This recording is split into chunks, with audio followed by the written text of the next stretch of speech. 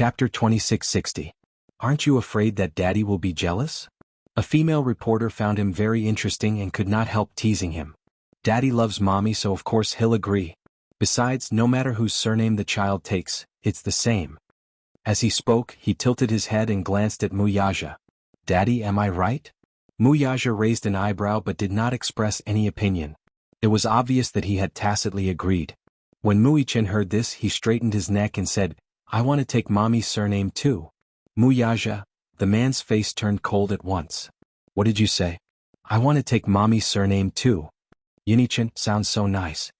The corner of Wuxia's eyes twitched fiercely. Don't mess around.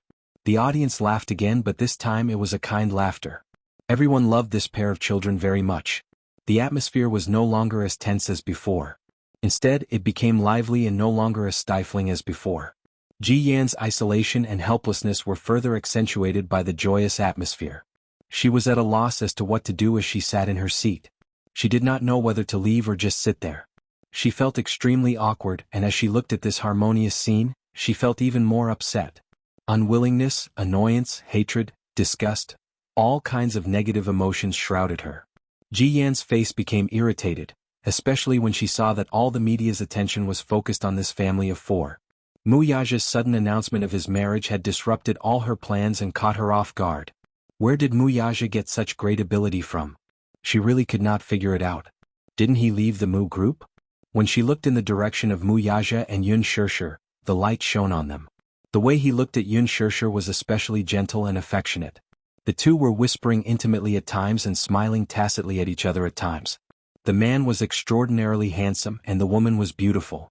If there really were a fairy tale in this world, it would be no different from this scene.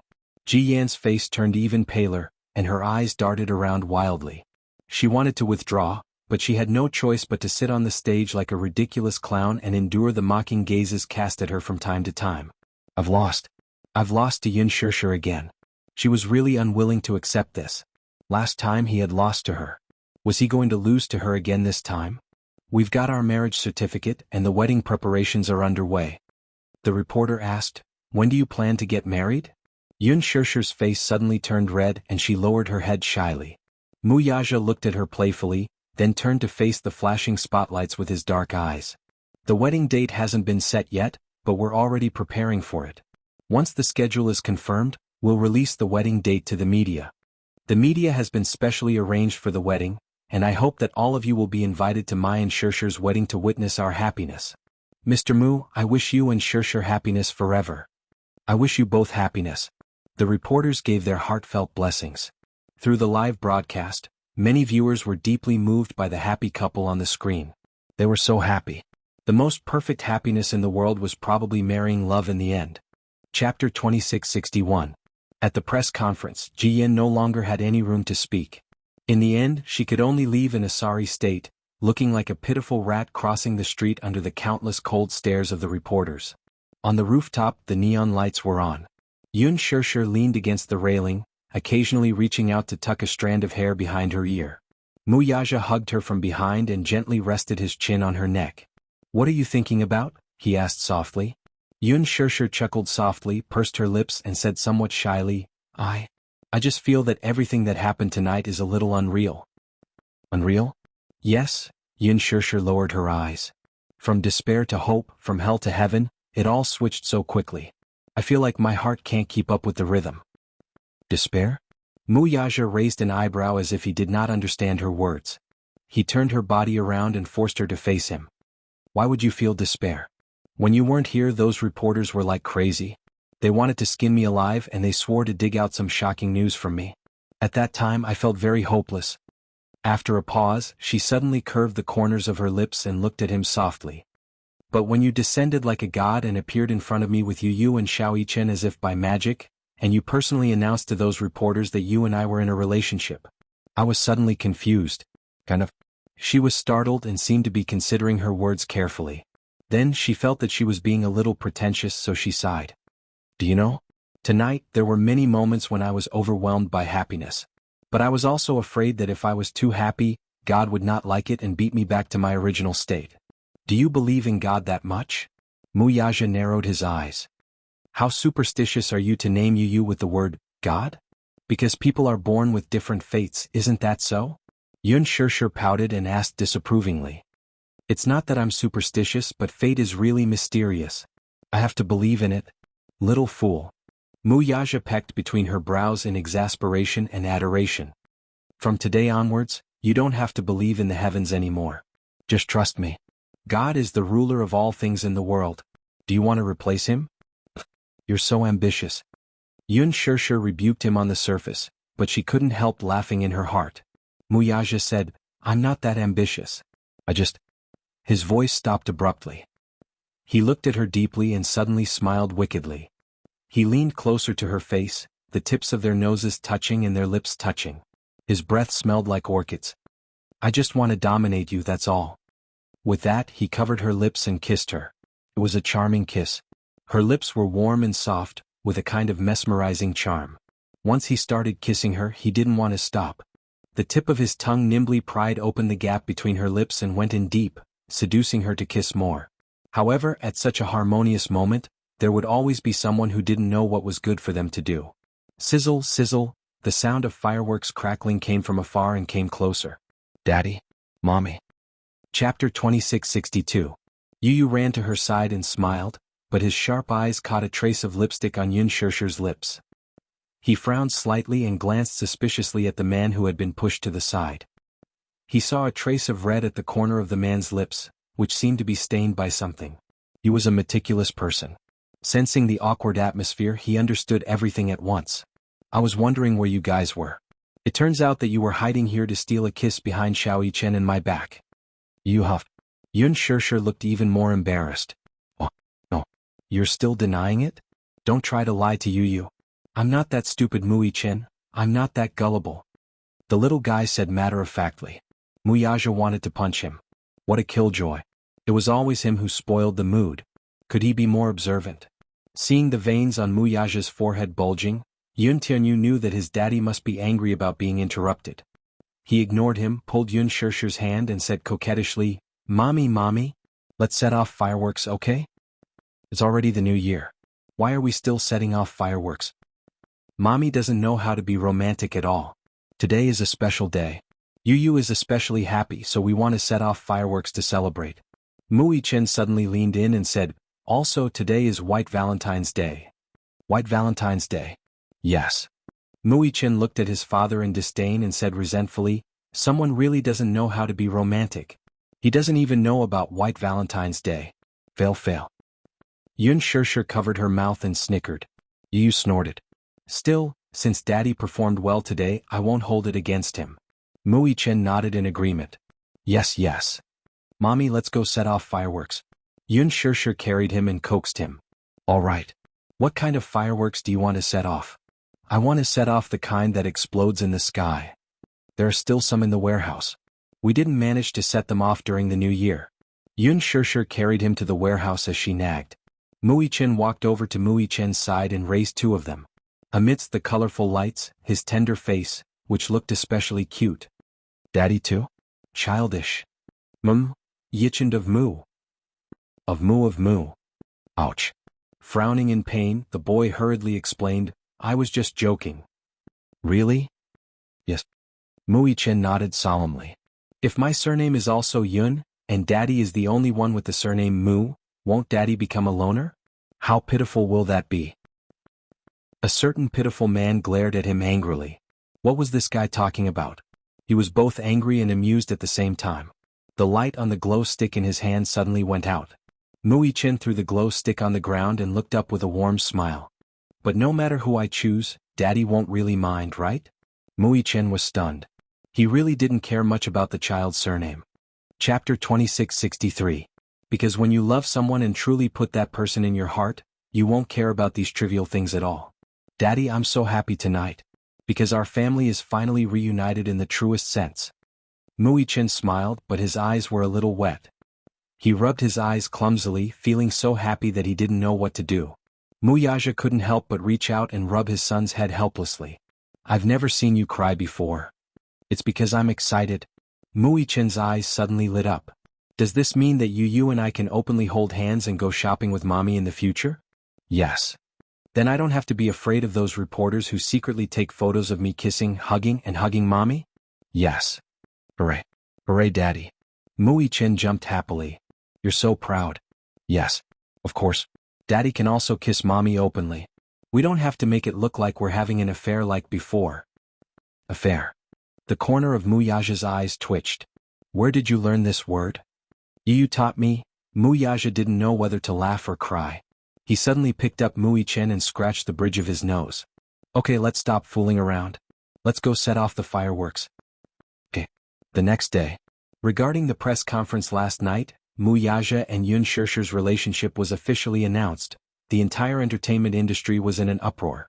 Especially on the internet and Weibo, all the fans were in an uproar.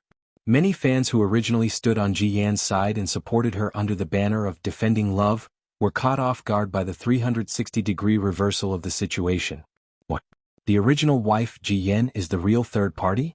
And Yun Shishir, who has always been regarded as a shameful third party, is actually innocent? Everything was a sinister plot by Ji Yan to sow discord and use Yun Shishir to hype things up? All the fans were skeptical. They were confused by this unpredictable situation.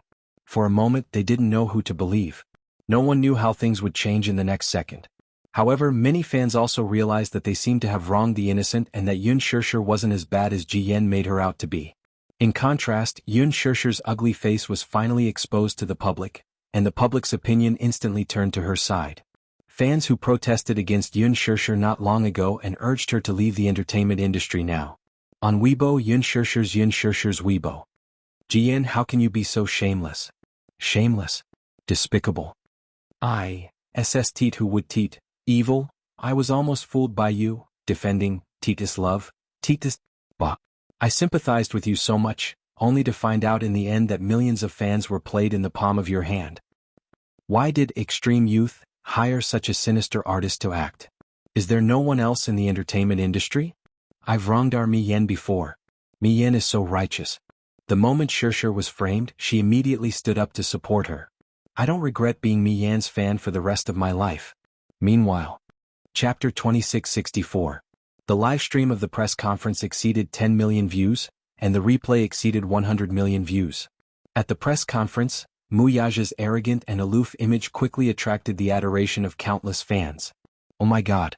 Was this the rumored crown prince of the Mu group? He was so young and stunningly handsome. Muyaja's name could be said to be prominent in the capital, but few people had seen his real face. He rarely appeared in front of the public and rarely showed himself in front of the camera.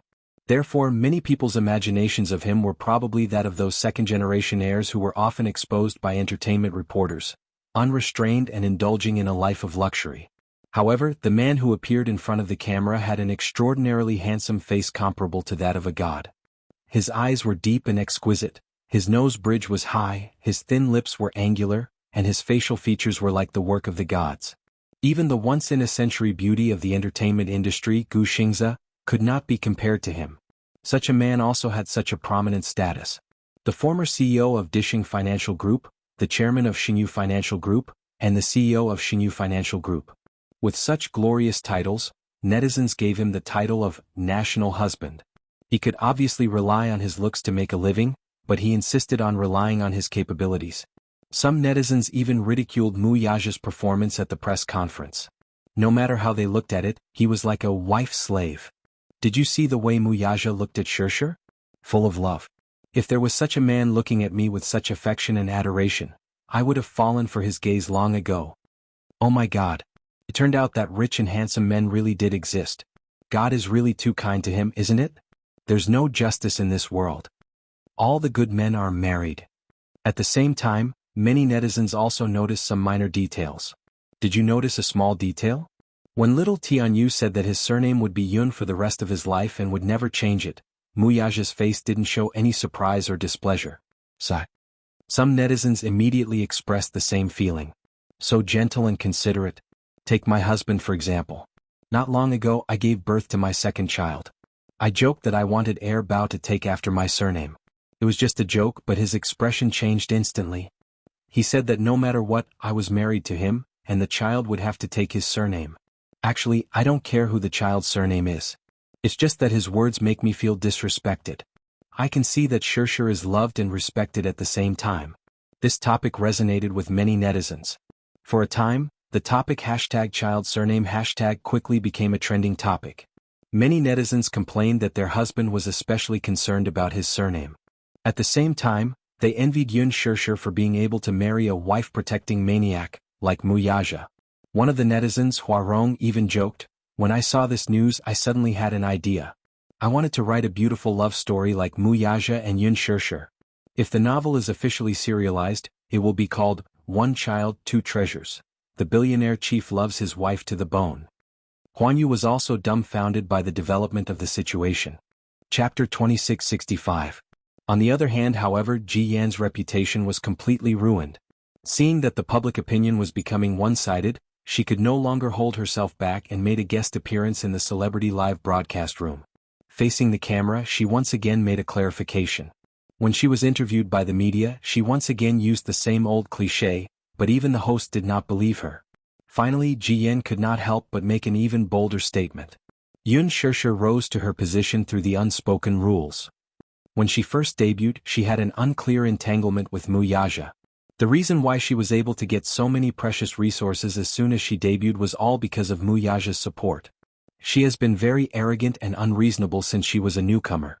Relying on her countless resources and strong backing, she acted like a tyrant in the crew. There were also complaints about her in the crew.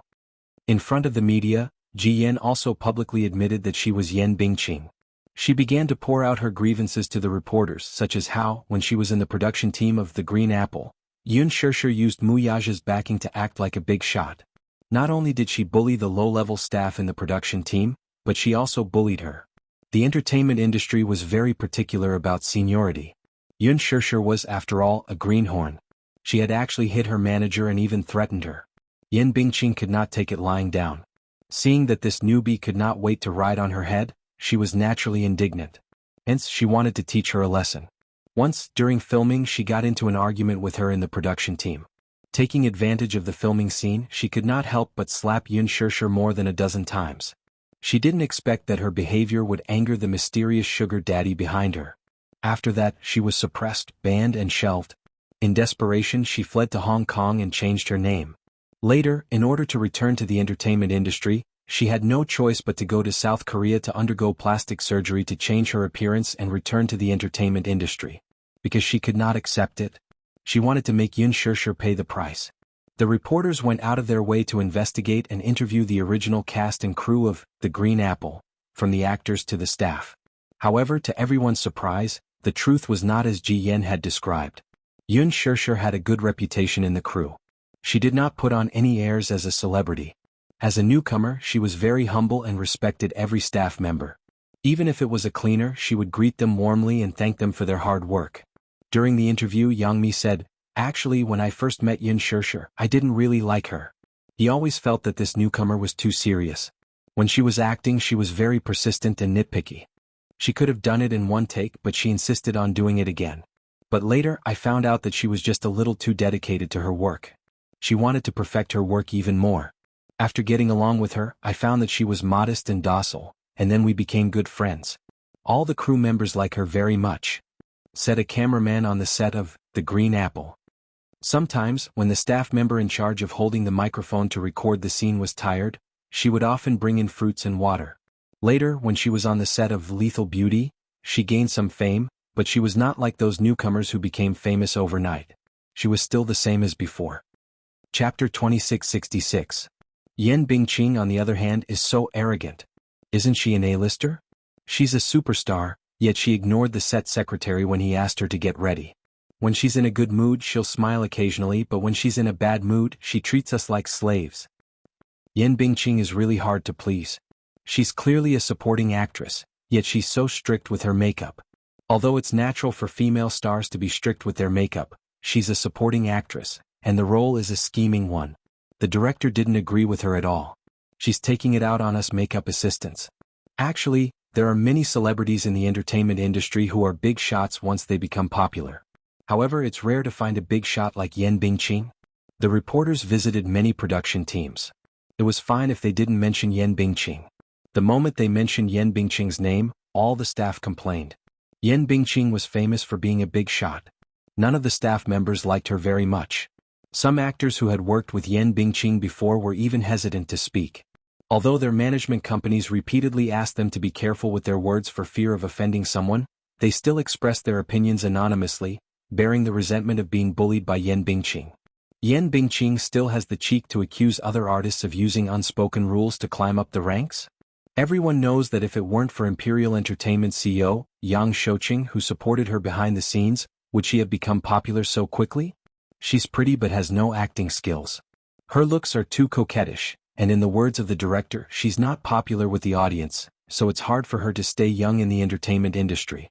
Isn't she just relying on hype to attract attention? She doesn't have the ability, so she oppresses the newcomers who do. She became popular by using unspoken rules. I even saw with my own eyes an investor of a production team intimately hugging her waist and entering a hotel together. I heard from a friend who works at the hospital that Yan Bingqing was secretly sent to the hospital last year. It said that she suffered a miscarriage due to an injury. No one knows where the child in her stomach came from. The most surprising thing was that when Gao Nan was revealed to be in the hospital due to his injury, a reporter sneaked into the hospital to interview him and successfully interviewed him in person. On the topic of Ji Yan, Gao Nan unexpectedly overturned his previous statement and explained the whole story with great difficulty. It turned out that at the party that night, the truth was that Yun Shirshir was shocked and angry to see him appear as Ji Yan's boyfriend. Before that, she had seen him as Xiao Shue's boyfriend. She had watched her best friend's boyfriend cheat on her and appear in public with another woman in his arms. She was so angry that she couldn't restrain her anger, and her face didn't look good throughout the party. After her assistant got drunk, she sent her assistant to the bathroom. He followed her and said some flirtatious words to her, which angered her. The two had an argument and he did make a move on her. Hua Jin, who came later, saw this scene and was so angry that he fought with him. Later, on the way home, he could not hold back his anger and humiliated the woman in front of her. Who knew that, when the woman arrived at the production team, she would embellish his words and spread the rumor that Yun Shirshir had seduced him. Chapter 2667. The reason why he appeared at that media conference and cooperated with Ji Yan's lie was that he was indignant. He had taken a fancy to Yun Shirshir but failed to get her. Thus, he lost his rationality and blurted out those words in a fit of rage.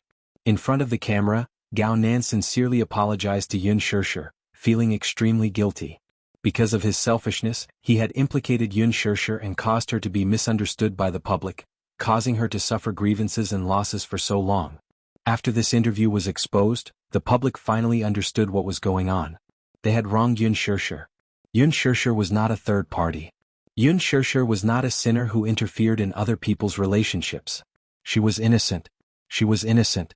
It turned out that Ji Yan had unilaterally slandered Yun Shirshir, while Gao Nan had merely cooperated with her performance out of his own selfish motives. The truth of the matter could not be clearer. Yun Shirshir was innocent. Such an absurd thing had never happened in the entertainment industry. A public figure had actually spread rumors in public. This was not only playing with the kindness of the public but also flouting the seriousness of the law. Huan Yu had already sent a lawyer's letter to Ji Yan, stating that they would pursue this matter to the end no matter what. As for Ji Yan, she naturally became a sinner for all eternity, and her notoriety spread far and wide. All the fans were shocked, especially those who had wronged Yun Shirshir indiscriminately. They felt especially guilty and expressed their support for Yun Shirshir on the internet, asking for her forgiveness and expressing their heartfelt wishes for her and Mu Yaja's relationship. As for the fans who were originally unsure of the truth and wavering between Ji Yan and Yun Shirshir, they finally understood everything. Although it was difficult to accept the reversal of the truth, they had no choice but to accept such a cruel fact. Their firm belief in Ji Yan's one-sided story collapsed in an instant. Reality had given them a resounding slap in the face. Many fans jointly signed a petition demanding that the production team of Extreme Youth kick Ji Yan out of the cast and ban her completely. Otherwise, they would resolutely boycott the show. Naturally, the production team complied with the public's wishes and issued an announcement to kick Ji Yan out of the cast. Ji Yan's reputation was instantly tarnished.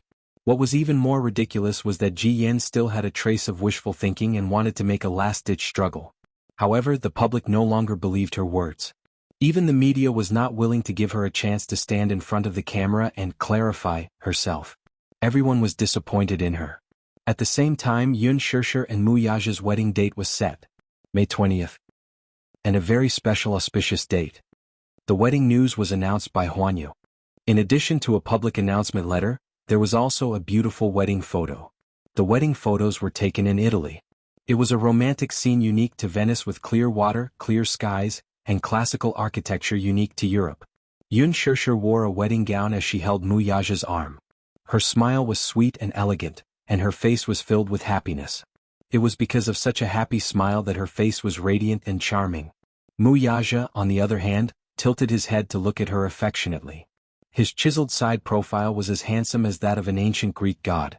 His deep-set eyes in particular could make one sink into them at first glance. He was so beautiful that it was intoxicating. Chapter 2668. The wedding photos were taken not long ago.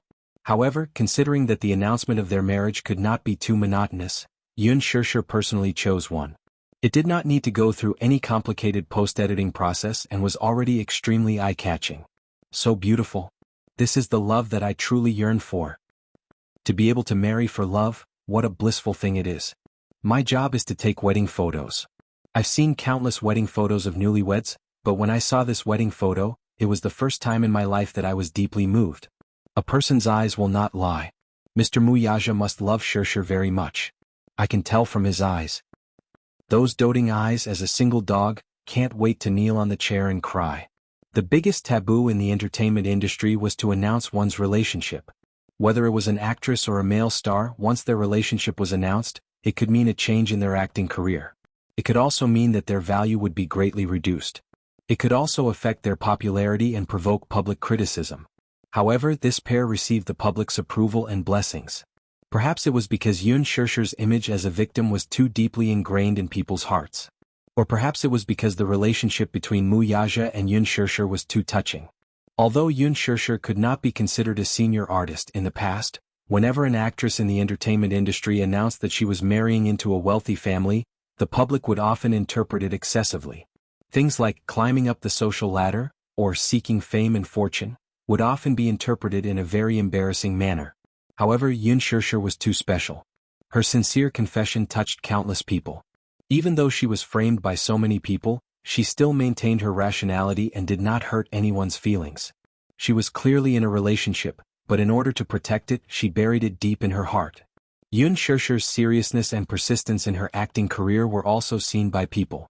Soon, Yun Shishir and Mu Yaja's relationship also affected the viewership ratings and reputation of Lethal Beauty. Originally, Lethal Beauty's viewership ratings were usually hovering between second and third place. However, after this incident, Lethal Beauty's viewership ratings made a beautiful turnaround overnight, overtaking the first place in a short while and sitting firmly as the viewership champion. Yun Shishir's character, Qin Yuyen, was a vicious second female lead. However, when the public looked at this character again and thought about it carefully, they realized why Qin Yuyen's viciousness was so deeply rooted in people's hearts and made them feel disgusted. That was because Yun Shishir's acting skills were too exquisite. She had completely abandoned Yin Xiaochuan's pure image in The Green Apple, and cast aside the burden of being an idol. She had portrayed a scheming and vicious villain deeply into people's hearts. There was a scene in which Qin Yuyen failed to plot against Qin Chang'e and was schemed against instead. Finally, she was expelled from the family. In a world of ice and snow, she knelt outside the general's mansion. Her tears moistened her eyelashes and froze into ice. All her efforts and calculations were in vain. She cried in despair and kept kowtowing to beg for forgiveness. She put down all her self-esteem and pride and begged for forgiveness from the family. This scene and her exquisite acting skills convinced countless viewers from the bottom of their hearts. After Qin Yuyen's scene ended, the audience was still unsatisfied. The viewership ratings of the rerun increased steadily. Many netizens expressed that they had specially watched the rerun just to see Qin Yuyen's scene. They were still shocked by Yun Shishir's excellent acting skills. The current entertainment industry was a mess. Chapter 2669. There was an endless stream of young actresses and young hunks. It was as if acting skills, good looks, and high popularity meant that they could earn a sky-high salary by simply acting in a few scripts. Compared to that, the so-called acting skills were not that important. Acting skills were not that important among the younger generation of actors. For the sake of the salary, they could just do it half-heartedly. However, although Yun Shishir came from a prestigious background, no matter what role she was dealing with, she would put in a lot of effort to figure it out. Her level of professionalism touched many people. The production team of Lethal Beauty, posted the script that Yun Shishir used when she was in the production team on Weibo. Not only did she use a marker to draw out the main points of the lines, but there were also many comments. Her beautiful self made people click their tongues in admiration. It was great. This was the positive image that a young actor should have. The entertainment industry needed such a capable idol. After Lethal Beauty dealt with Gao Hong, many top entertainment programs started to invite Yun Shishir to appear on the programs. However, what made people not know whether to laugh or cry was that at the same time, there was another request. Many audience members reacted that they wanted to see Yun Shishir's family of 4 recording the program together. It would definitely be very heartwarming. Hence, the program team hoped that Qinzhou could do some thinking and invite Yun Shishir and Mu Yaja, as well as a pair of adorable children to record the program together. Yun Shishir went back and mentioned this to Mu Yaja. She did not expect that Mu Yaja would readily agree. Yun Shishir stared at him in shock. You actually agreed to go on the program? She had originally thought that if she mentioned this matter, he would definitely not agree.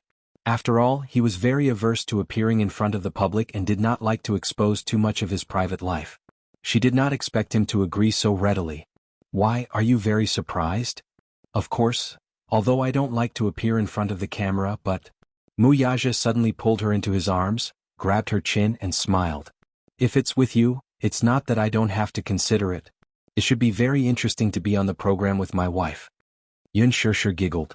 So, I'm getting special treatment? Oh. Yun Shishir teased him on purpose. Do you want me to be grateful? That won't be necessary. Mu Yaja said seriously, how would I dare?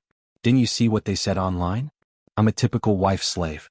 I'm afraid of my wife and I'll do whatever my wife says. Naturally, what you said is an imperial edict. Yun Shishir was speechless. Are you mocking me? I don't dare. Hey. Yun Shishir was angry and amused at the same time. Don't make fun of me with those things on the internet. Alright, I won't tease you anymore. Mu Yaja raised his eyebrows. What program?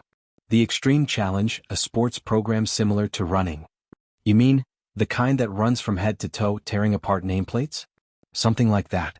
I've never been on one and I rarely watch such variety shows. I always feel that they're all scripted and boring. All right. Mu Yaja readily agreed. When the news of Mu Yaja agreeing to participate in the program reached the production team immediately signed a sky-high contract with Huanyu. Mu Yaja's appearance fee was naturally shockingly high. Usually, the market price for an episode of such a program was 1 million yuan. Chapter 2670. After all, with 2 heavyweight guests, Mu Yaja and Yun Shishir, joining the show, the production team could make a lot of money just from the advertising bids alone. It was said that Mu Yaja's appearance fee was as high as 10 million yuan, and Yun Shishir's value naturally rose along with it. Naturally, it was not cheap. However, Huanyu revealed that the 2 Xiao Baos would not participate in the show's recording for safety reasons, which disappointed many viewers. On the other hand, the announcement of Mu Yaja and Yun Shishir's marriage made some people feel even more uncomfortable. When Mu Yaja and Yun Shishir's wedding photos in Italy were posted on Weibo, Song Enya reread the photos dozens of times. From the couple's expressions to the exorbitant wedding gown on Yun Shishir, she gritted her teeth so hard that they were about to shatter. At the same time, the Songs and the Muse had officially met, and the wedding date was put on the agenda. Considering that Song Enya was pregnant, the Songs requested that the wedding be held as soon as possible. Otherwise, how would it be appropriate for her to get married while pregnant? Mu Yanqing did not have any objections, so the wedding preparations began in full swing. Both the Songs and the Muse were prestigious families in the capital, so the wedding naturally had to be extravagant and grand. Mu Yaja and Yun Shishir's wedding was set to be in May, so the Muse decided to hold the wedding before them.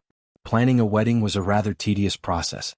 From choosing the wedding gown to customizing the gown, from choosing the venue to distributing the wedding invitations, from the dowry to the betrothal gifts, the entire process was extremely demanding. Song Enya was especially strict when it came to choosing her wedding gown. She hoped that her wedding gown would be custom-made by a famous designer, but the wedding date was imminent. The custom-made wedding gown would take a long time, from the design to the workmanship, at least 2 months. However, the wedding date was in late April or early May. It was already late March now. Even if they rushed, it was impossible to make it in time.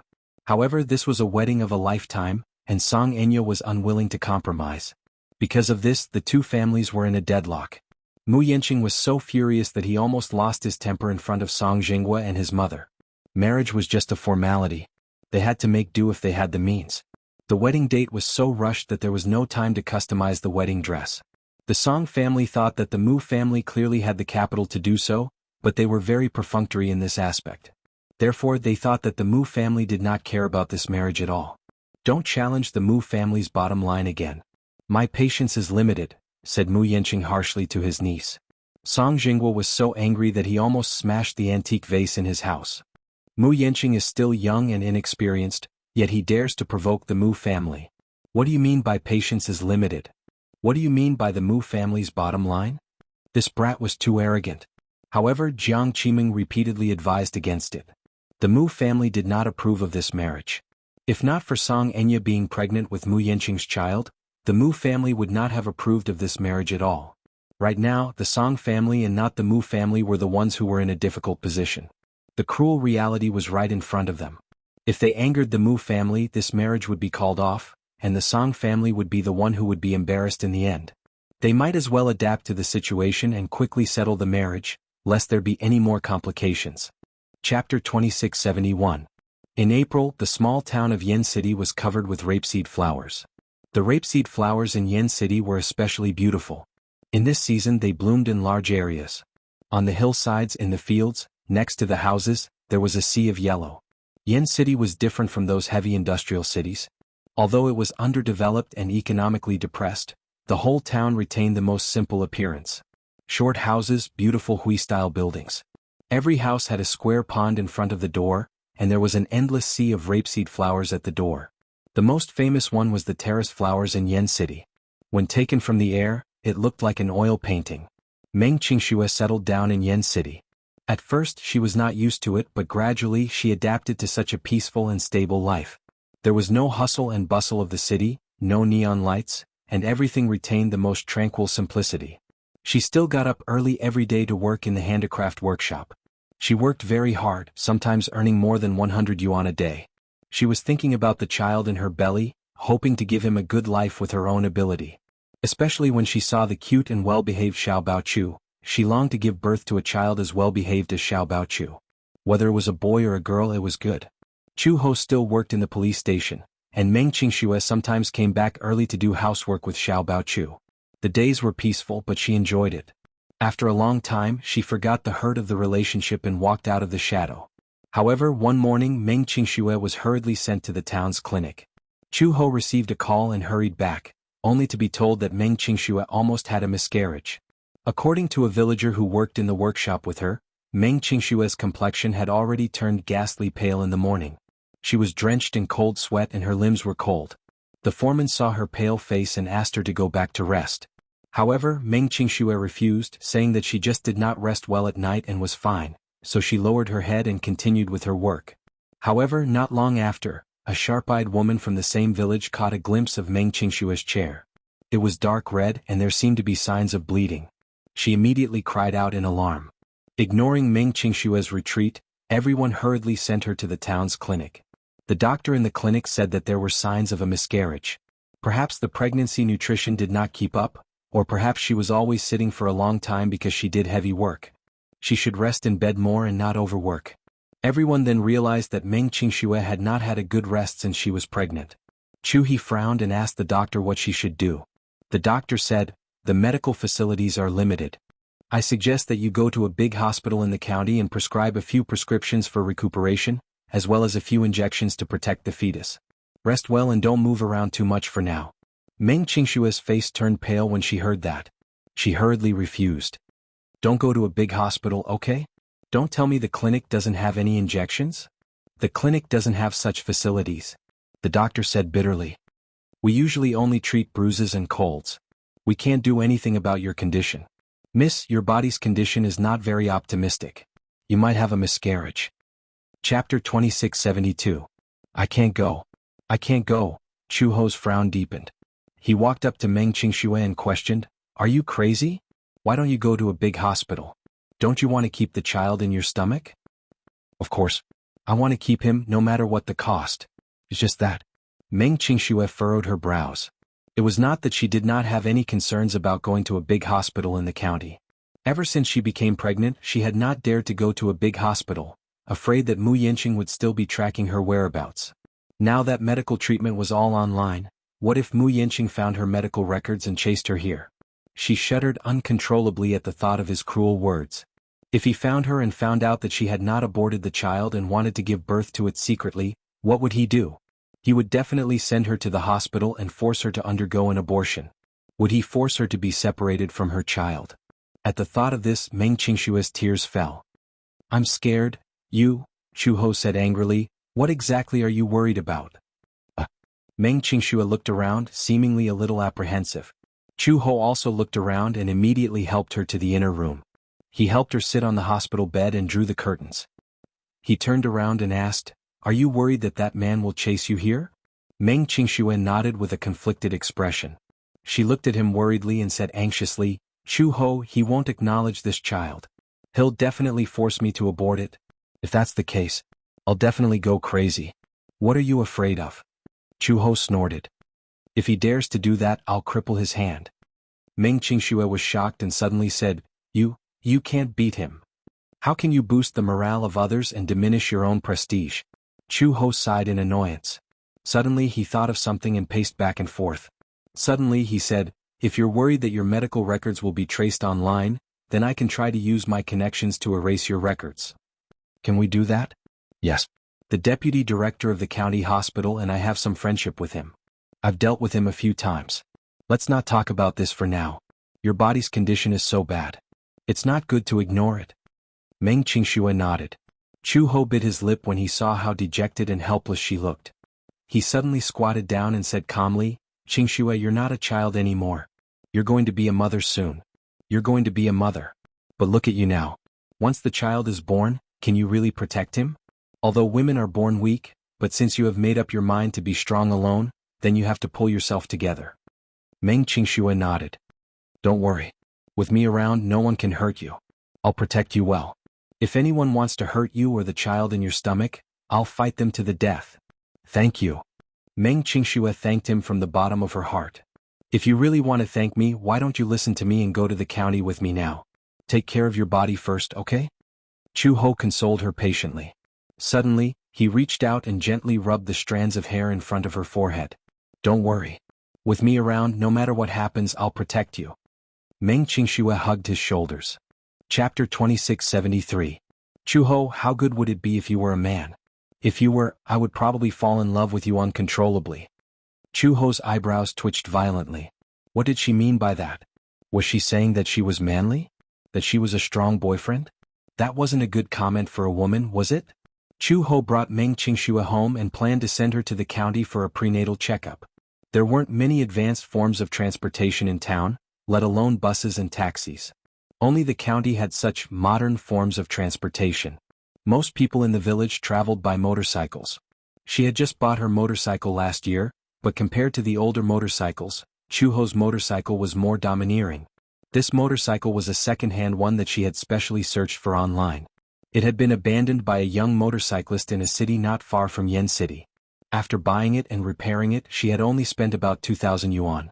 Chu Ho didn't know that she had an innate talent for machinery. She didn't expect that under her efforts the old motorcycle would have a brand new look. Many people were extremely envious, especially the young people in the village. A motorcycle like this was the dream of many young people. It was cool and handsome, but it would cost at least 7,000 to 8,000 yuan. Chu Ho had spent more than 1,000 yuan to buy it and another 1,000 yuan to repair it. This wasn't something that ordinary people could do.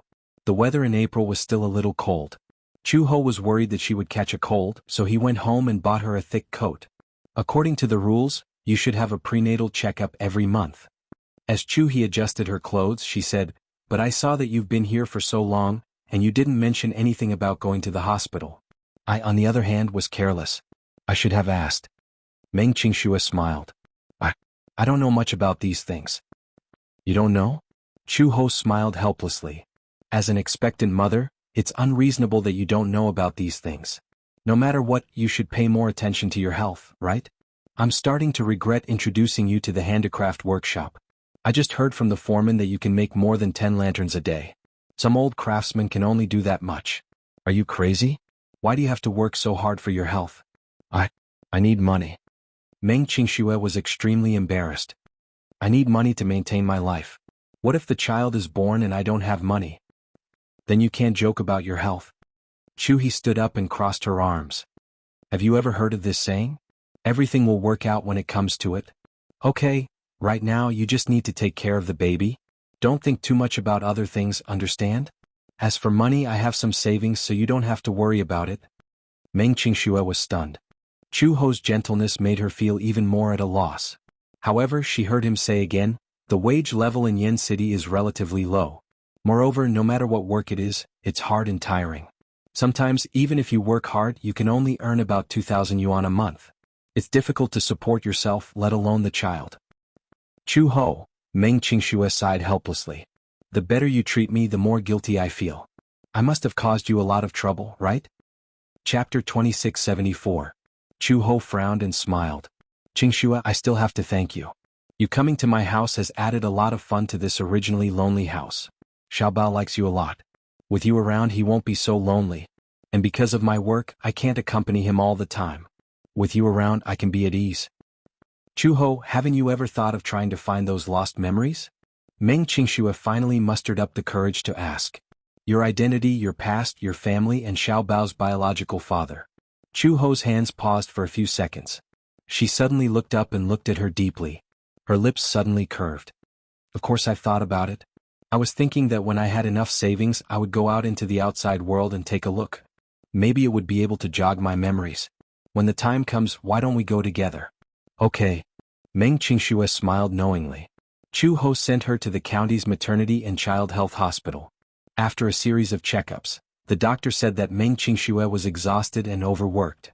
In addition, she sat for a long time and did not have enough nutrition. Therefore, there were signs of a miscarriage.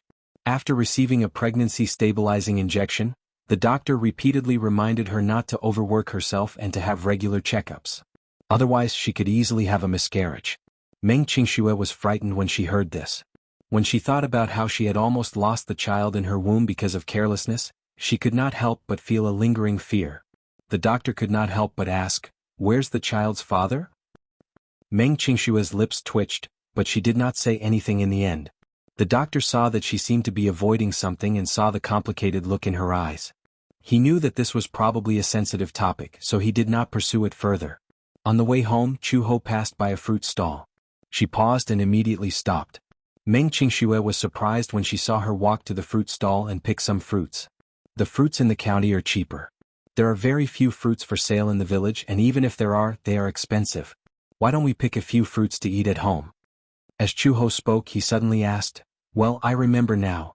When I was pregnant with Xiaobao, I especially liked to eat sour food. In the end, I couldn't find any sour food even after searching for half the night. So, why don't I prepare some sour plums for you in case you suddenly want to eat something sour but can't find it?" "I don't really want to eat something sour," Meng Qingxue said. This time it was Chu Ho's turn to be surprised. Isn't it said that pregnant women especially like to eat sour things when they have morning sickness? Like plum blossoms or something like that? Indeed, I've heard people say that, but I really don't have such desires. You're really special. However, just in case it's better to prepare some. Meng Qingxue asked with a smile. That's great, we're really fated. When the time comes, I can even learn from you. Seeking scriptures? For example, does it hurt to give birth? I've heard that childbirth is especially painful for women. Chu Ho's expression changed and she said sternly, "Giving birth is indeed very painful. But I'm very painful. I don't know if you are." "Did you have a natural birth?" "Yes. The doctor said that my physical fitness is good and suggested that I have a natural birth. He said that natural birth is good for the body and that I can recover quickly. After all, a cesarean section is an operation, and it's very damaging to the vitality." Chapter 2675. If it's a natural birth, you won't be able to give me anesthesia. Meng Qingxue was a little embarrassed. I really can't take pain. A natural birth will only take a short while. Once the cervix opens, it'll only take 1 or 2 hours. 1 or 2 hours? Meng Qingxue was speechless. I heard that some pregnant women only had 1 night in their entire life. In the end, they had a difficult labor and even suffered a knife wound. Those were those who didn't listen to the doctor's advice and insisted on a natural birth. Everyone's physique is different. Some are suitable for natural birth while others are not. The doctor will always state the risks in advance and give them a preventive shot. Chu-ho picked a few apples, tomatoes, and a bunch of bananas. When Meng Qingxue saw that, she couldn't help but be curious. Chu-ho, I'm actually very curious. Who were you in the past? You're so good at martial arts. You must have been a police officer in the past, right? I don't know. I don't have any impression of that at all. Meng Qingxue snickered. Xiao Bao's biological father must be very handsome. Xiao Bao is so beautiful, but Xiao Bao's eyes don't look like yours. Thinking about it, Xiao Bao's father must be a dragon among men. You're so beautiful and so outstanding. Xiao Bao's father must be very outstanding too. So nosy? Chu-ho frowned. What about you? The child's father must be very handsome too. Meng Qingshue's face stiffened for a moment, then she nodded. Should I not have brought this up? No. Meng Qingxue smiled. It's just that if you didn't mention it, I would have almost forgotten about him. Don't tell me you have amnesia too? Chu-ho got on the motorcycle and passed the helmet to her. He said half jokingly, half seriously, what did you say about forgetting about him? It's just that you've sealed him away in some corner and deliberately didn't want to think about him. Meng Qingxue put on the helmet in a daze, then carefully got on the back seat and hugged her shoulders. However, Chu-ho's voice was heard. Why did you leave him in the first place? You don't mind me asking this, right? We've been together for so long. There are some things that I want to ask you, but I'm afraid to hurt you. But sometimes, the more you try to avoid it, the more you avoid it. Meng Qingxue was stunned for a long time before she sighed. It's impossible for us to be together in the first place. It was just that he had fallen too deeply in love back then and was stubborn in his own way. He naively thought that true love could change everything. But in the end he was too naive, too pure. To him. You make it sound as if you've seen through the world of mortals and know all the men in the world like the back of your hand. He started the car and lowered her head with a smile. You know him that well? How do you know that your, to him is a joke? Meng Qingxue was silent for a long time, then she suddenly laughed. Actually, I was obsessed with him back then. He was too dazzling. He had an extraordinary family background and handsome looks. At that time, I was still a model who had just debuted. A model? Chu-ho was a little surprised. You're a model? Chu-ho was a little surprised, but he felt that it was only natural. Oh, no wonder. You have such a good figure and good looks. Chapter 2676. My family didn't have much money, and my parents didn't care much about me. They left me to my own devices. I didn't have much ability in my studies, so I dropped out of school early. So, I started working at a young age, washing dishes and serving dishes for others. Once, I met a man who claimed to be a talent scout. He said that my looks were a sign and asked me if I was interested in signing with a modeling agency. I saw that the treatment was good, so I agreed. But when I stepped into the industry, I wasn't used to it. My impression of a model should be one that walks on the international runway. But the model that signed with that modeling agency, in my opinion, looks like a high-class escort. Plus, they all have clearly marked prices. Chu-ho was speechless. Clearly priced. Yes. For example, how much would it cost to have a meal, sleep with, or play with? Those who were good-looking and had good conditions would be chosen by the big boss.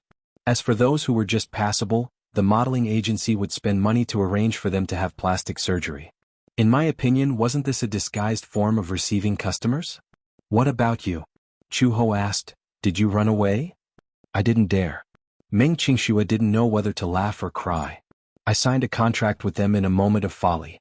If I had just run away, I would have faced a sky-high penalty. Moreover, the modeling agency is controlled by the mafia. There was once a girl who was 2 years older than me who ran away from the agency and violated the contract.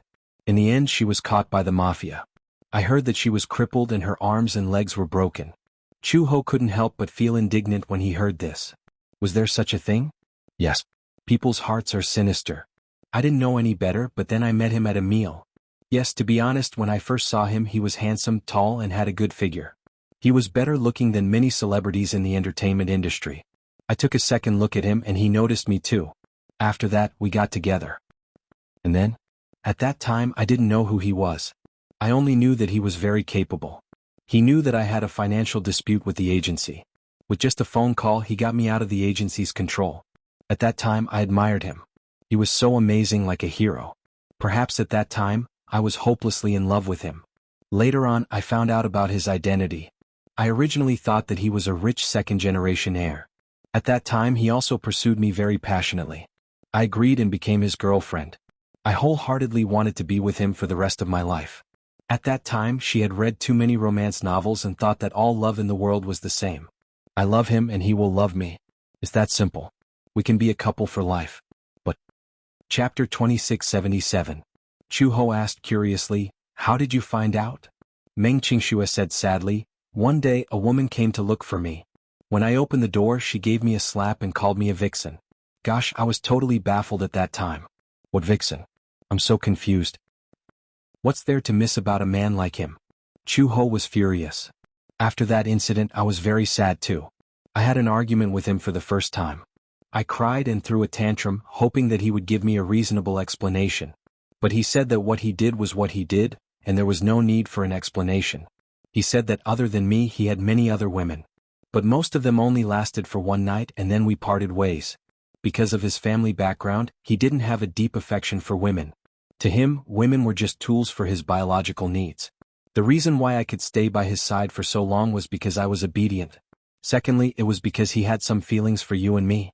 But even if he had feelings for me, if I threw a tantrum he would be annoyed." Chu-ho actually felt a tinge of despair and heartache from her calm and composed tone. A man like that should leave as soon as possible. "Yeah, I used to convince myself that too." Meng Qingxue suddenly laughed mockingly. "But I was so naive that I wanted to change him. Because I could feel that he loved me. Maybe there would be a day when he would give up on those luxuries and stay by my side?" "You could feel that he loved you?" "Yeah. For example?" "Many details. For example, when I was sick he would stay by my side. When I was in a bad mood he would hug me in his arms and coax me like he was coaxing a child. Maybe it's because I never had the warmth of a family in my childhood, and no one had ever doted on me like he did. I thought that this was love, right?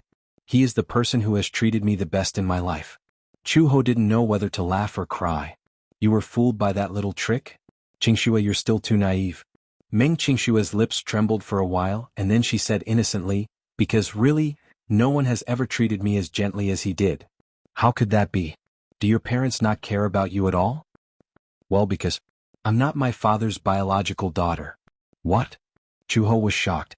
Meng Qingxue said truthfully, "I heard it from my brother. My younger brother said that I wasn't from this family and that I wasn't his biological child. When I was 3 years old, my father took me to the hospital for a DNA test and it was confirmed that I wasn't his biological child.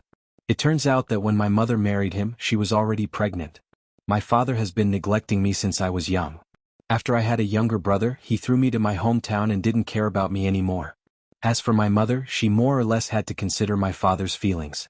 After all, for an outsider like me, my father was already being lenient by not throwing me away. My whole family sees me as a disgrace, so..." Chu-ho was a little helpless. "This isn't your fault alone. So, when he treated me so well, I fell into a whirlpool and lost all rationality." Meng Qingxue laughed at herself. "Isn't it funny?" "No, I just feel a little sorry for you." Chapter 2678. "So, you plan to change him? What happened in the end?" "Later I found out about his identity. His background was extraordinary, and his family was one of the most prestigious families in the capital. My original wish of marrying him and having children with him completely became an extravagant hope. At that time I thought that it was probably impossible for me to be with him forever. But even so, I still foolishly stayed by his side. Every day I hypnotized myself and lied to myself, but I was just greedy for the warmth of his embrace. I also thought of leaving him freely, but in such a big city, every corner was filled with memories of him. Leaving him, I always felt that my life was incomplete. There were a few times when I packed my luggage, but in the end I couldn't help but sneak back. Later I found out that I was pregnant. I was both happy and scared. I was happy that this child was his flesh and blood. I always felt that my dream was close to half. I fantasized that he would acknowledge this child, marry me, and start a family. But what's more frightening is that I'm afraid his family will reject me." "He knew and wanted you to abort the child?" "No." Meng Qingxue paused and said sadly, "He said that the child could be born and he would acknowledge this child, but he would never marry me. He said that he would buy me a villa, hire a nanny for me, give me a sky-high living allowance, and take on the responsibility of a father. But it's impossible for us to get married. He could give me everything, but he couldn't give me a status." "You're the best," Chu-ho commented coldly. Meng Qingxue said unwillingly, "But I want a status."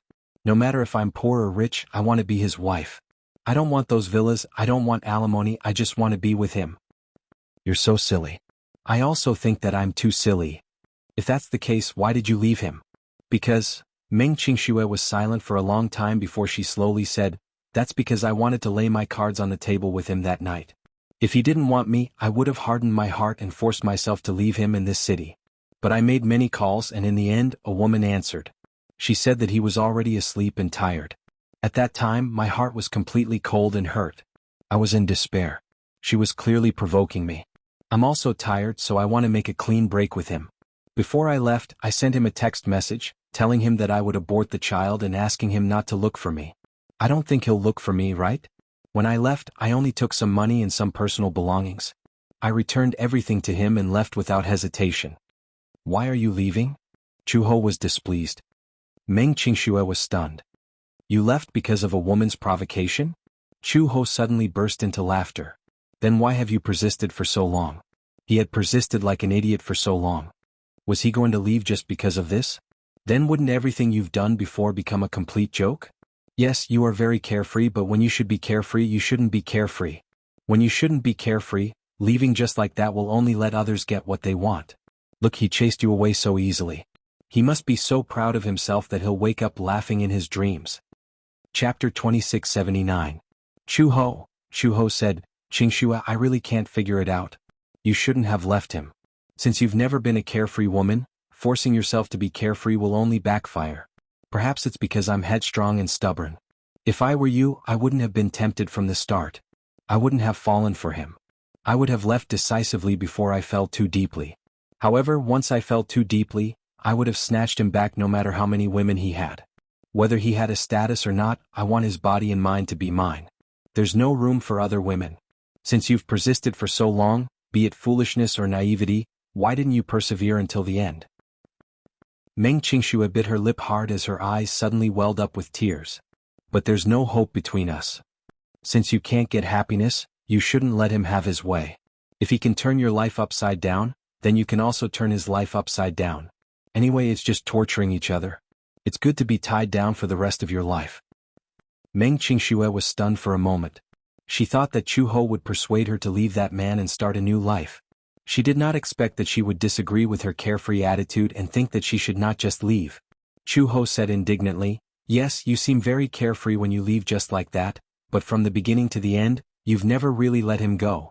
There's a name in your heart that you can't erase. Such a name will accompany you for the rest of your life.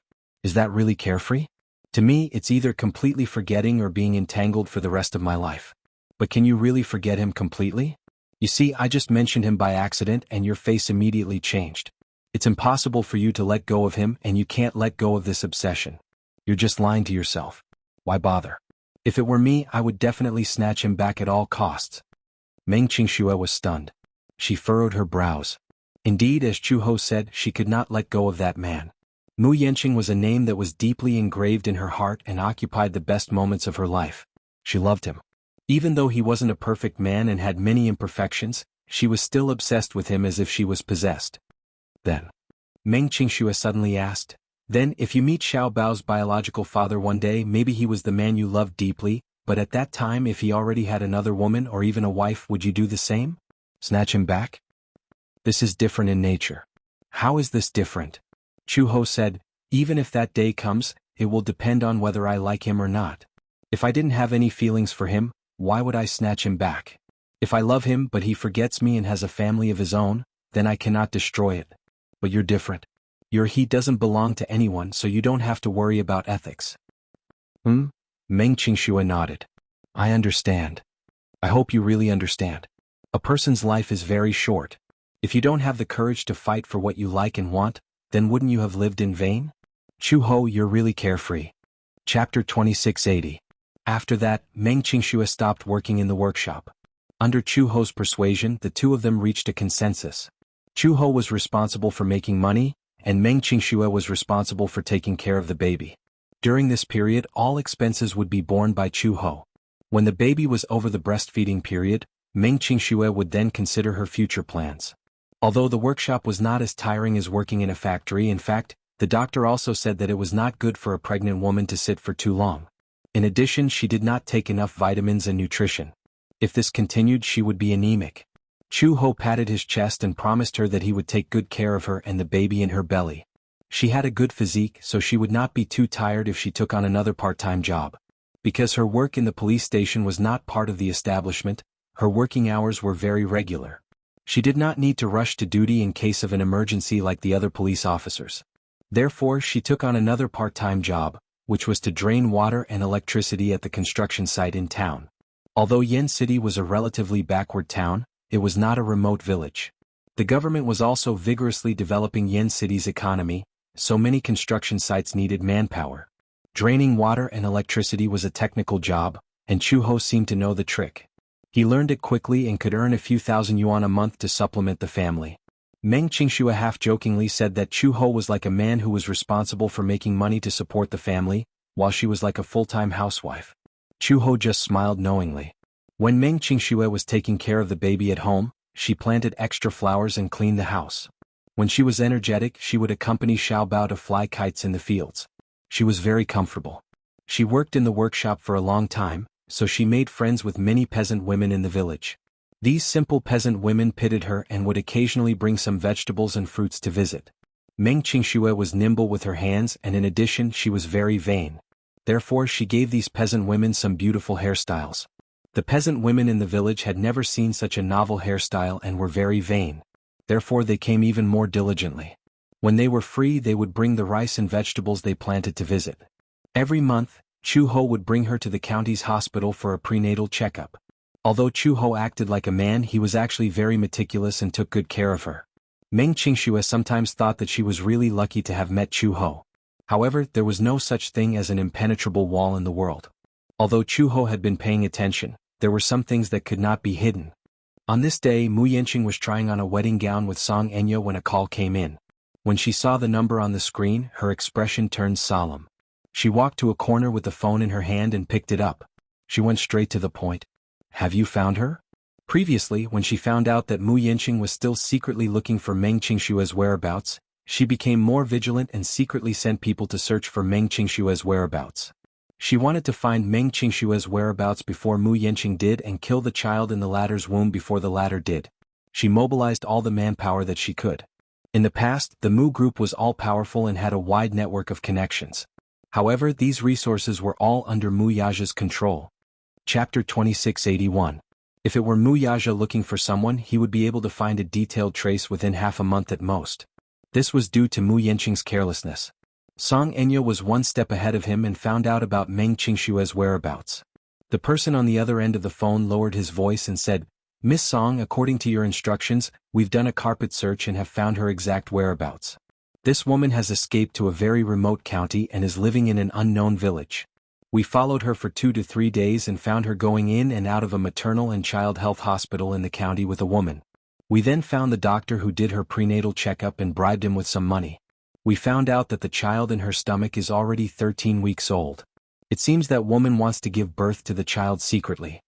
Song Enya clenched her fists when she heard this. Just as she was about to say something, someone knocked on the door. "Song Enya." It was Mu Yanqing's voice. "Which wedding gown have you chosen? I have a meeting at the company later, so I have to leave now." Song Enya was stunned and immediately said in a deep voice, "That's all for now. I'll contact you later." With that, she hurriedly hung up the phone and put it into her handbag. When she opened the door, she saw Mu Yanqing's impatient face. She was instantly displeased. "What's wrong? You're losing your patience already?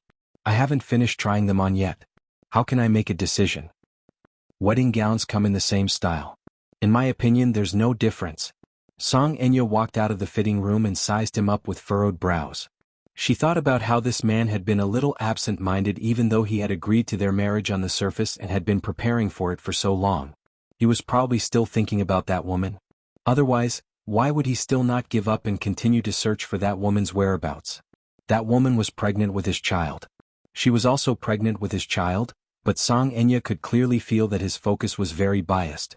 After all, the child in her stomach came about through other means, while the child in Meng Qingxue's stomach was planted by that man himself. In terms of feelings, he still cared more about that child. This was something she absolutely could not tolerate. Just think about it. They were not married yet and he was already so cold to her. What about after they got married? What if that woman successfully gave birth to a boy?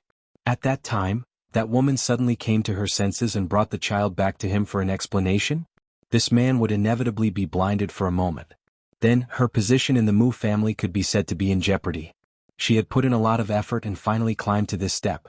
She definitely couldn't let that woman have her way. That child must not be allowed to live. At the thought of this, Song Enya curled her lips coldly, but a coquettish look quickly appeared on her face. Yanqing, why do you always give me this look? We're not even married yet, but you're already so impatient with me. You don't even want to accompany me to try on the wedding dress. Yanqing, I've thought about it. Since we're getting married, can't we just be together? Mu Yanqing furrowed his brows. He was rather surprised by her sudden change in attitude. Chapter 2682. Sometimes she would even throw a tantrum at him, intentionally or unintentionally. She probably felt that it was not good for the two of them to always be at each other's throats. She was going to marry into the Mu family eventually, so she had to do something about their relationship. It would be inappropriate for them to be at each other's throats after marriage. Hence, Song Enya seemed to be trying very hard to please him recently. She had also made concessions and compromises in many areas. Mu Yanqing's expression softened a little. He did not rush her again but turned around and returned to the sofa. Song Enya watched his back as the corners of her lips curled up coldly. She then chose a wedding gown and went into the fitting room to try it on. She then walked out and asked him, "What do you think of this one?" Mu Yanqing finally looked at her in the eye. He had promised to accompany her to try on the wedding gown.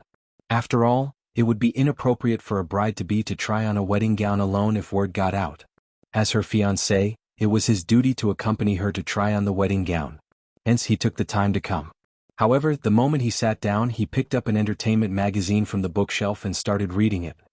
He allowed Song Enya to do what she wanted without asking for his opinion. The store manager introduced from the side, "This mermaid wedding gown suits your figure better. Miss Song, you have a good figure and are exquisite. This gown suits you very well." Mu Yanqing could not help but take another look. Seeing that he was sizing her up, Song Enya cooperated and twirled in a circle. She smiled slightly, looking like a shy and blissful bride-to-be. His gaze could not help but turn misty. His thoughts were running wild. He suddenly recalled a long time ago when he accompanied Meng Qingxue to the mall to pick out a dress. At that time, Meng Qingxue did not know who he was. Meng Qingxue loved to dress up, but she rarely asked him to accompany her to the mall. Firstly, he did not have much free time. Secondly, she could not bear to spend money. After all, she did not have a job and had no source of income. She did not have the confidence to spend his money. But that day was her birthday, so he promised to go shopping with her and buy some clothes. He brought her to the counter and personally selected the items for her. Meng Qingxue cautiously glanced at the price tag. When she saw the 5-digit price tag, her heart sank and she could not help but tremble with fear. She sought his opinion. "Yanqing, the clothes here are so expensive. Why don't we go somewhere else to take a look? Most of the clothes in this mall are from international brands. The clothes are not cheap. No matter which store you go to, you will see the same price." Meng Qingshue's expression changed all of a sudden. She seemed to be at a loss. When he saw that, he couldn't help but laugh. Her timid expression actually satisfied his male chauvinism. Thus he said heroically, "Today is your birthday and you're the main character. Moreover, it's not like I don't have the financial ability to do so. If you like it, you can try it on. If it looks good, you can take it." "So generous?" Meng Qingxue laughed. "Then I'll pick whatever I want." "Okay." Mu Yanqing sat at the side and watched as the little lass excitedly picked out a few sets of clothes and entered the fitting room. When she slowly walked to him in a long rose-red dress, she nervously pinched the hem of her dress and asked tentatively, "How does this look?" Chapter 2683. She had a great figure. After all, she came from the modeling industry. Her legs were slender and beautiful, and she looked good in everything. "Turn around and take a look." Meng Qingxue turned around shyly. Mu Yanqing nodded. "This is it. Get the staff to pack it up." But this dress costs more than 90,000 yuan. When she first saw the price tag, she rubbed her eyes repeatedly and instantly lost her confidence. If her monthly salary was 6,000 yuan, she would have to starve for more than a year before she could afford this dress. "This is it." Mu Yanqing was full of pride. Following that, she swiped her card and packed it up. The whole process was smooth. When the staff respectfully handed the packed dress to her, Meng Qingxue had a suspicious look on her face. Looking at his expression, it seemed that something was amiss. He did not feel any pain at all. He did not look like he had paid tens of thousands of yuan at all. She silently cursed in her heart. A dress costs tens of thousands. Can't this make you frown? However, at that time, Meng Qingxue did not know that this amount of money was not even worth mentioning to Mu Yanqing. Here, your birthday present. He handed the dress to her with a gentle look in his eyes. Meng Qingxue took the bag and felt a little giddy. She was even a little in disbelief. She hugged him excitedly like a happy child. Her face could not hide the joy of joy. Thank you. She kissed his cheek. Her face was flushed red with contentment and happiness. That satisfied look in her eyes had become an unforgettable memory for him. At that time he realized that happiness could be bought with money. How is it, Yanqing? Song Enya said with some resentment. You've been staring at me in a daze for a long time. Do I look good? Mu Yanqing immediately came back to his senses. He retracted his gaze awkwardly and nodded. Yes, not bad. Not bad means that it's so-so. Then I'll pick another one.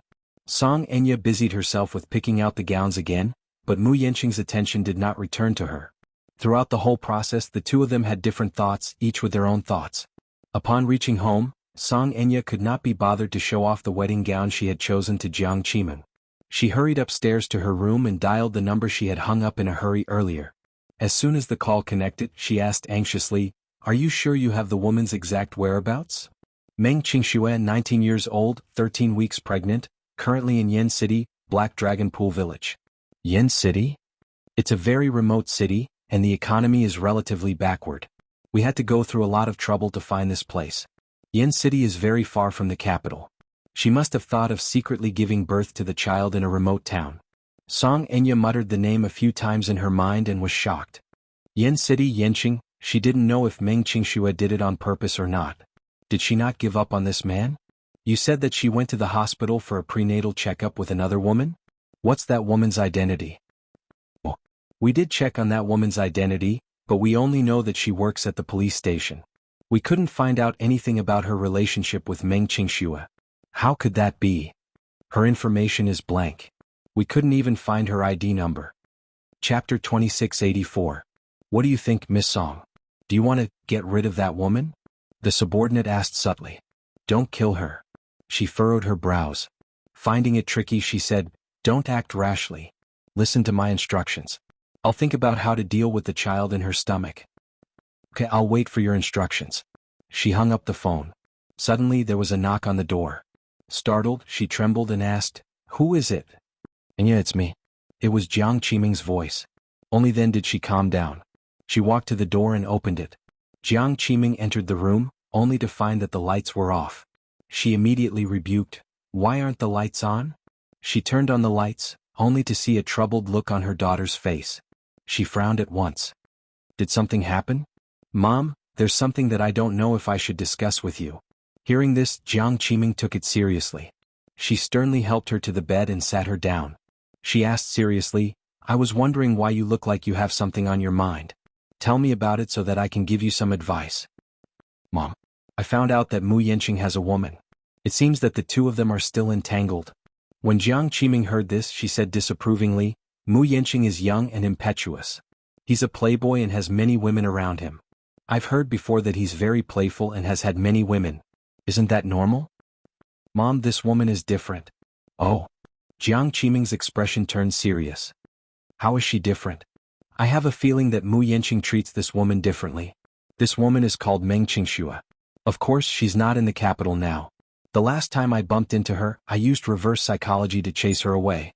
I only found out later that she's pregnant with Mu Yanqing's child. Now, this woman has run to an unknown city and seems to want to give birth to the child secretly. Mu Yanqing, on the other hand, is still relentlessly tracking down her whereabouts. I don't know if it will affect my position if he finds this woman. There's such a thing? Jiang Qiming asked. How long has she been pregnant with the child? 13 weeks. So big already? It's been almost 4 months. Mom, if we wait for this woman to give birth to the child, what will happen? I feel that Mu Yanqing's feelings for her aren't ordinary. I know that he has many women around him, but I don't know their names. She's the only one he can't forget. I keep feeling that she's a huge threat to me. We can't afford any mistakes in this matter. Are you sure? Of course I'm sure. I've personally sent someone to check on her, and I've got a hold of her whereabouts. Song Enya vowed. Have you grasped her whereabouts? Yes. Jiang Qiming asked nervously. Then, what about Mu Yanqing? Isn't he also looking for Meng Qingxue? Chapter 2685. After all, the subordinates of the Muse aren't very obedient to their new boss, so their efficiency won't be high. What do you plan to do, then? Jiang Qiming asked. Song Enya shook her head with a troubled look on her face. She gritted her teeth fiercely, not knowing what to do. I want to get rid of that child. Without the child, I don't think she'll be able to stir up any big waves. I've also thought about it. It shouldn't be difficult for Meng Qingxue to get rid of the child in her womb alone. I suspect that she'll keep the child to prevent miscarriage. When she secretly gives birth to it and grows up, she'll be like that vixen Yun Shishir.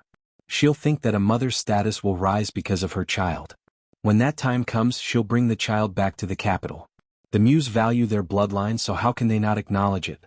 Although they can't give her any status, it'll be troublesome even if she just enters the Muse as a concubine. We'll see each other all the time. Do I have to fight with such a woman for a husband and scheme against her every day after becoming the young mistress of the Muse? This? Jiang Qiming was also a little troubled. Song Enya suddenly asked, Mom, why don't you and Dad come up with a plan to kick up a fuss at the Muse? Seeing that my marriage with Mu Yanqing is imminent, we can report this matter to his second uncle. He'll surely be able to make a decision for me, right?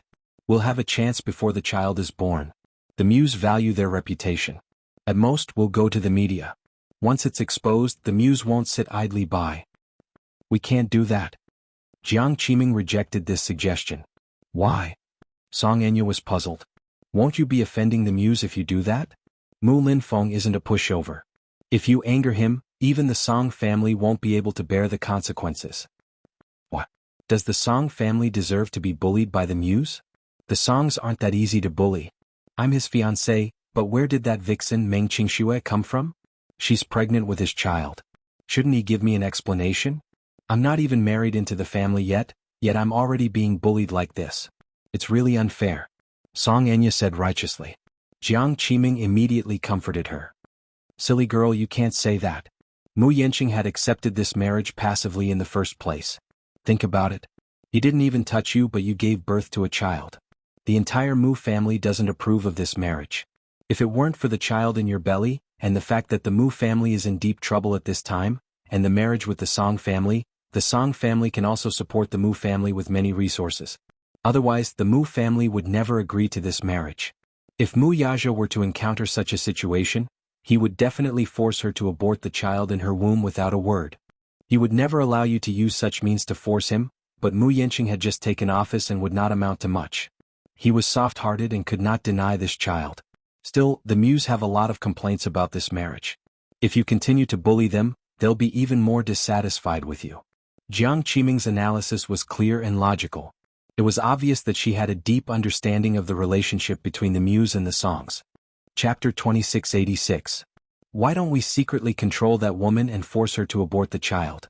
Without the child, she won't be able to stir up any trouble. Song Enya suggested again. What's that woman's background? I've done a background check. She's just an ordinary commoner whose family members are migrant workers in the capital. She, on the other hand, is also a young model. With such a background, she won't be able to enter the Mu family even if she spends her whole life trying. Song Enya was very smug when she said this. Relying on the Song family's prestige, she felt that she was a notch above Meng Qingxue. We must make a decision on this matter as soon as possible. It won't be good for you if we delay, said Jiang Qiming. Song Enya nodded solemnly. It's best if we can get rid of the child without anyone knowing. After making up their minds, the mother-daughter pair began to plan. Tonight was destined to be a sleepless night. At the same time, Mu Yanqing received the news. Chairman Mu, I found Miss Qingxue's whereabouts. A man's incomparably solemn voice came from the other end. Mu Yanqing got up from the sofa in excitement and walked to the window. He was actually a little agitated by this exciting news. Have you found her? Where is she now? She's in Yin City now. We only found her traces through the internet. Miss Qingxue went to the Women and Children's Health Hospital in Yin County a few days ago for a prenatal checkup. We're still looking for her exact location, but we've already determined the general area. If there's no accident, she should be in Yin City's Black Dragon Pool Village. Yin City? Mu Yanqing's heart skipped a beat. The city's name was actually a homophone to his. That woman? Yes. Yen City is a very backward city, so we don't know how she got there. Perhaps to avoid being tracked down, she took many bus trips before finally settling down in Yen City. To hide her tracks, she deliberately avoided planes and trains, which require identification and real name registration. Instead, she took a bus the entire time. D***it. Mu Yanqing gripped his phone tightly. To think that he could not find her whereabouts even after searching for different flights and trains. It turned out that in order to hide from him, this woman had chosen to use a car and a bus as a decoy.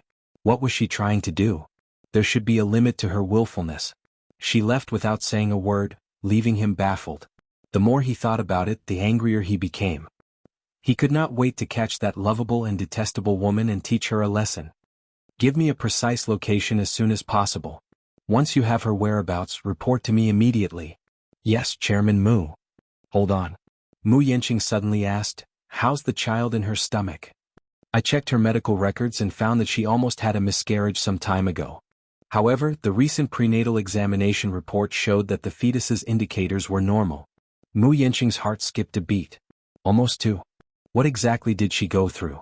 Why did she run away from him at all costs? Chapter 2687. Find her. Do whatever it takes to find her and bring her back. But there's one thing I want you to remember. As for the child in her womb, he had to be careful and bring her back unscathed. If anything happens to the child or her, I'll hold you responsible. Yes, sir. However, the person on the other end of the line was a little hesitant. Chairman Mu. His subordinate probed. What should we do if that woman refuses to come back with us? In that case, keep an eye on her. I'll go pick her up myself. Yes, Chairman Mu. We understand what you mean. The subordinate hung up the phone with trepidation. Mu Yanqing threw the phone on the table as his expression darkened.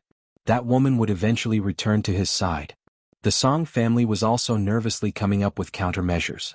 That night, Jiang Qiming mentioned this matter to Song Jinghua. She had intended to discuss this matter with him and see what countermeasures he could come up with, so she did not expect him to take it to heart. However, when Song Jinghua heard this, he was so angry that his lungs were about to explode. He sat up in bed in shock and asked incredulously, What? Mu Yanqing has a mistress outside? And she's pregnant with his child? When I first heard this, I also found it unbelievable. But Enya said that she had already sent someone to investigate this matter. It's absolutely true, there's no way it's a mistake. Jiang Qiming hurriedly said, feeling a little agitated. Song Jinghua clenched his fists in anger, feeling that Mu Yanqing was simply unreasonable. That Mu Yanqing is too much of a bully. What does he mean by this? Don't tell me you want my daughter to live like a widow for him? Isn't this a little too harsh? Jiang Qiming grumbled. Harsh? How is it harsh? Think about it. Enya hasn't married into the family yet, and Mu Yanqing already wants to take in a mistress outside. Even if the Mu family has such a rule, it's a secret rule that can't be brought out in public. No matter what, Enya hasn't married into the family yet, and he's already gotten another woman pregnant. He didn't even take care of it in time and is determined to embarrass the Song family. Compared to Song Enya's feelings, Song Jinghua cared more about the Song family's reputation. Jiang Qiming had mixed feelings when she heard that. Jinghua, how do you think we should handle this matter? Enya said that she wanted to reason with the Mu family and get Mu Linfeng to be the judge, but I said that she was too impulsive. If she angered that old fox, her days in the Mu family would only be more difficult. What are you afraid of? Mu Yanqing, that rascal, is still hoping for more support from the Song family. Song Jinghua paused for a moment before continuing. He's just been promoted, and his foundation isn't stable yet. How can he take advantage of the situation? Given his character, he would never admit it even if Song Enya was pregnant with his child. It was only because they coveted the Song family's prestige and background that they reluctantly compromised. When this marriage is completed, the Song family will also give him the support he deserves. But at this critical juncture he made such a mess for me. It's not the Song family who is making trouble for no reason. Jiang Qiming pursed her lips and wanted to say something, but she didn't say anything in the end. Chapter 2688.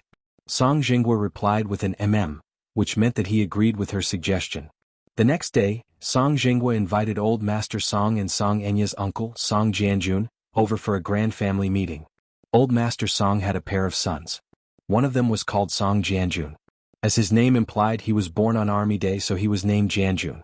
Song Jianjun was the head of the capital's military and held a high position. Song Yunshi used to serve in the army under his guidance. Unfortunately, Song Yunshi did not live up to expectations, causing this uncle to feel sorry for her for a long time. This was considered a long-awaited family meeting. Old Master Song was getting on in years.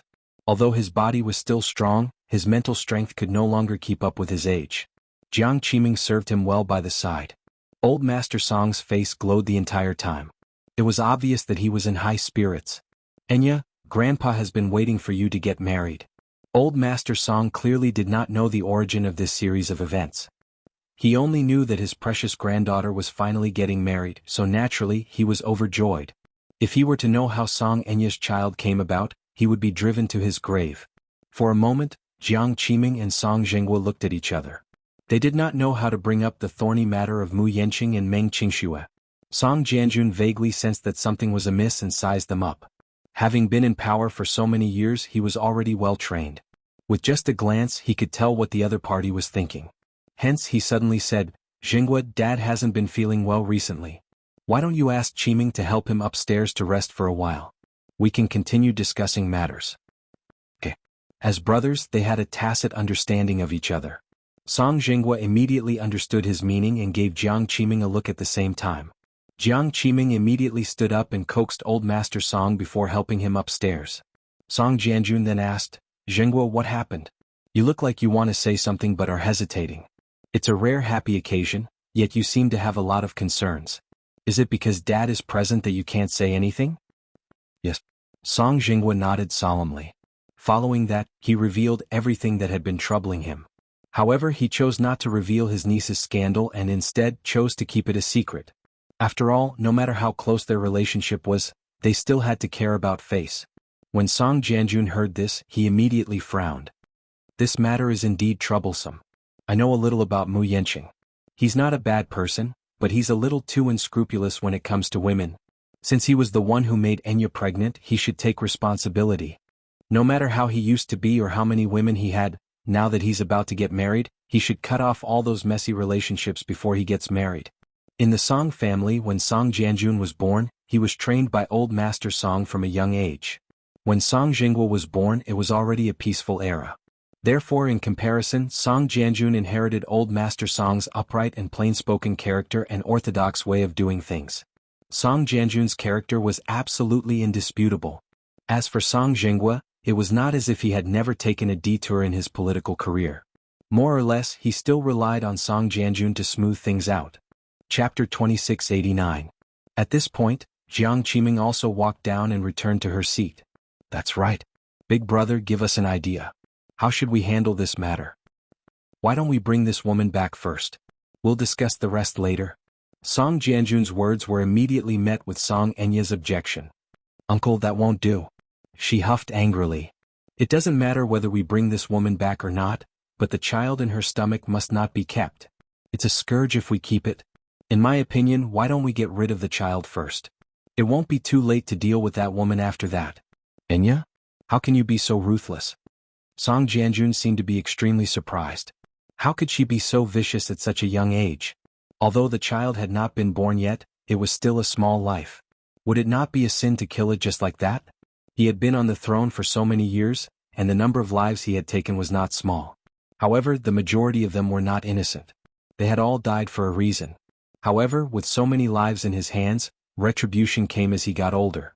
His quality of sleep was not good now. It seemed that there was indeed such a thing as retribution. Therefore he began to pray to Buddha and began to believe in karma. Therefore, as an experienced person, he advised, "Enya, you mustn't be too ruthless. What you're doing is too harmful to your virtue. Getting rid of that child was a sin, a bad karma. You can't bear it." "Uncle, you're a Buddhist? Why is this the first time I've heard of it?" She laughed. Song Jinghua reprimanded sternly, "Enya, don't be impudent. The Songs are very particular about rules." "Oh," Song Jianjun smiled. "Enya isn't old enough to be sensible yet. Anyway, this matter can't be rushed. Find that woman first and bring her back. Then we'll ask the muse what they have to say. The child in her stomach is innocent and can't be touched. As for the manpower, don't worry, Jinghua. I'll send a team and you'll be in charge of dispatching them. However, this matter can't be publicized, understand?" Understood, big brother. Your kindness will always be engraved in my heart. Sigh. We're all family, so there's no need for you to say such words. How distant would that make us seem? Song Jianjun smiled. Thus the matter was settled. Song Enya, however, disagreed. Before the team set off for Yen City, she placed 2 of her subordinates among them and ordered fiercely, I want that child Meng Qingxue. Learn to be smart. If you can't do it well, don't come to see me. Yes. Understood. These 2 subordinates mixed into the formation and set off in a grandiose manner. She gave the 2 men a detailed address, which was given to her by the person in charge of collecting intelligence. She asked the 2 men to deal with Meng Qingxue in advance before the army arrived. After sneaking into the formation and arriving at Yen City, the 2 of them followed the address and snuck into Black Dragon Pond Village before the troops advanced to their destination. That night, Chuho had to be on duty in the afternoon. He would only get off work and go home after 10 o'clock at night. If there was an accident and he needed to go out, he might have to go home even later. Chapter 2690. Xiao Bao had long been used to Chuho leaving early and returning late. Originally, it was very boring for him to be alone at home. After all, Chuho had no identity and no household registration.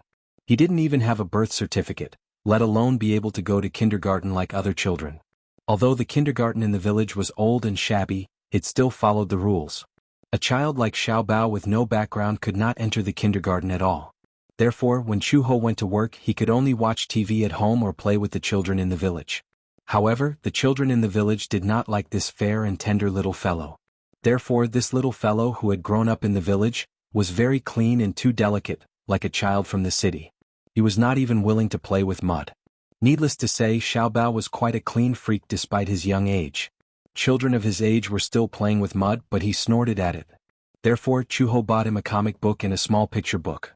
When the sun was good, Xiao Bao would move a stool outside, spread it with snow-white A4 paper, and earnestly copy the pictures in the picture book. In just a few months' time, his meticulous brushwork had actually improved to a decent level. Now that there was one more person at home, Meng Qingxue would take him outside to play when she was not at home. The scenery in Yen City was very beautiful. Meng Qingxue often thought that it would be great if this place could be developed into a tourist attraction.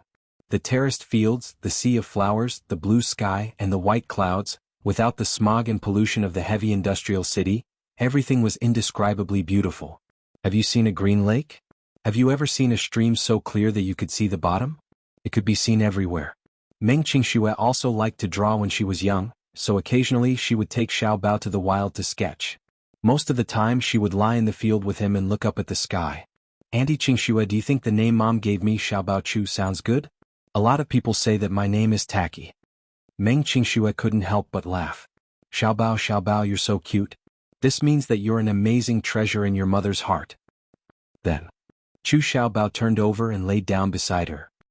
He rested his cheeks on his hands and tilted his head curiously. Auntie Qingxue gave birth to Xiao Bao baby. What do you want to name Xiao Bao baby? I haven't decided yet. I don't even know if the baby is a boy or a girl. Chu Xiao Bao suddenly giggled. If only it were a girl. Meng Qingxue was a little surprised. Why do you say that? Mom said that if Aunt Qingxue gives birth to a girl, she'll be Xiao Bao's wife. Meng Qingxue didn't know whether to laugh or cry. Xiao Bao, do you know what a wife means? Of course. Xiao Bao said proudly. Mom said that a wife means a girl who will be with me forever and accompany me for the rest of my life. Meng Qingxue was amused by him. Is that how your mom explained it to you? Yeah. Isn't that what it means? Actually, she's not wrong. Meng Qingxue couldn't help but pat his little head. Suddenly she asked, Then Xiao Bao, Auntie wants to ask you a question too. Do you know what a husband means? Chapter 2691. Hey. When the boy grows up, he'll meet the girl he likes. The 2 of them like each other and will be together forever. After they get married, the boy will call the girl wife, and the girl will call the boy husband. They'll give birth to cute Xiao Bao babies and their lives will continue. Then, does Auntie Qingxue have a husband? Meng Qingxue was stunned and shook her head. Then Auntie Qingxue has Xiao Bao babies too. What's even stranger is that Mommy doesn't have a husband either, but Mommy has me too. Xiao Bao. Meng Qingxue suddenly asked, Do you want to find your father? Xiao Bao raised his handsome eyebrows and suddenly smiled. Of course. Xiao Bao has always wanted a father. When Xiao Bao grows up, I'll go find him. Meng Qingxue smiled, but her heart was heavy. That night, Chu Ho was on duty. After Meng Qingxue bathed Xiao Bao, the two of them lay on the bed and watched TV. Children were full of energy, but that was based on the fact that they didn't go out to play during the day. With Meng Qingxue around, Xiao Bao's energy had long been exhausted. He fell asleep at around 8 o'clock. Seeing that he had fallen asleep, Meng Qingxue also felt sleepy. Ever since she got pregnant, she had become a little sleepy. She turned off the TV, hugged Xiao Bao and closed her eyes. That night she didn't sleep well. She was always half asleep and couldn't sleep well. In the middle of the night it started drizzling. The raindrops weren't heavy, but the wind was exceptionally strong. It blew against the windows, making loud sounds. Meng Qingxue was in a daze when she was awakened by the sound of the windows. She opened her eyes and saw that it was raining outside. Before she went to sleep, she forgot to lock the windows. She was worried that Xiao Bao would wake up, so she carefully got out of bed, walked to the window and closed it. The room fell silent all of a sudden. However, in this strange silence, she vaguely heard the strange sound of the wooden floor. Meng Qingxue's heart skipped a beat. She stopped abruptly and looked down. The room was made of composite flooring. When she stepped on it, there was a strange sound. She calmed her nervous heartbeat. Why was she scaring herself in the middle of the night? Meng Qingxue let out a breath of cold air and returned to the bed.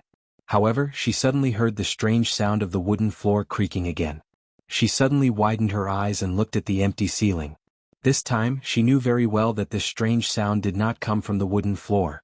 This time, she could clearly sense that the sound came from the corridor. The corridor was also paved with composite flooring. Every time someone went upstairs, there would be a strange creaking sound. Could it be that Chu Ho had returned? Impossible. She identified the sound and tiptoed carefully. She was so careful that she made a bigger sound. If Chu Ho had returned, he definitely wouldn't have woken them up.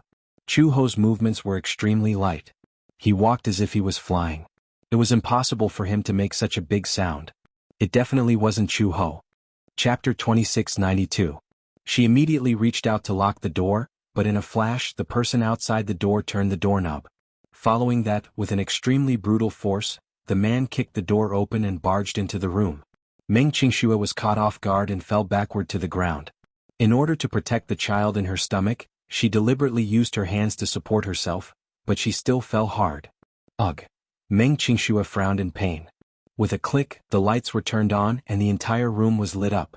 She looked up and saw two men in black with masks over their faces. As soon as they walked in, they saw her fall to the ground. They immediately reacted. They must have heard the sound of their footsteps and woke her up. This woman is quite alert.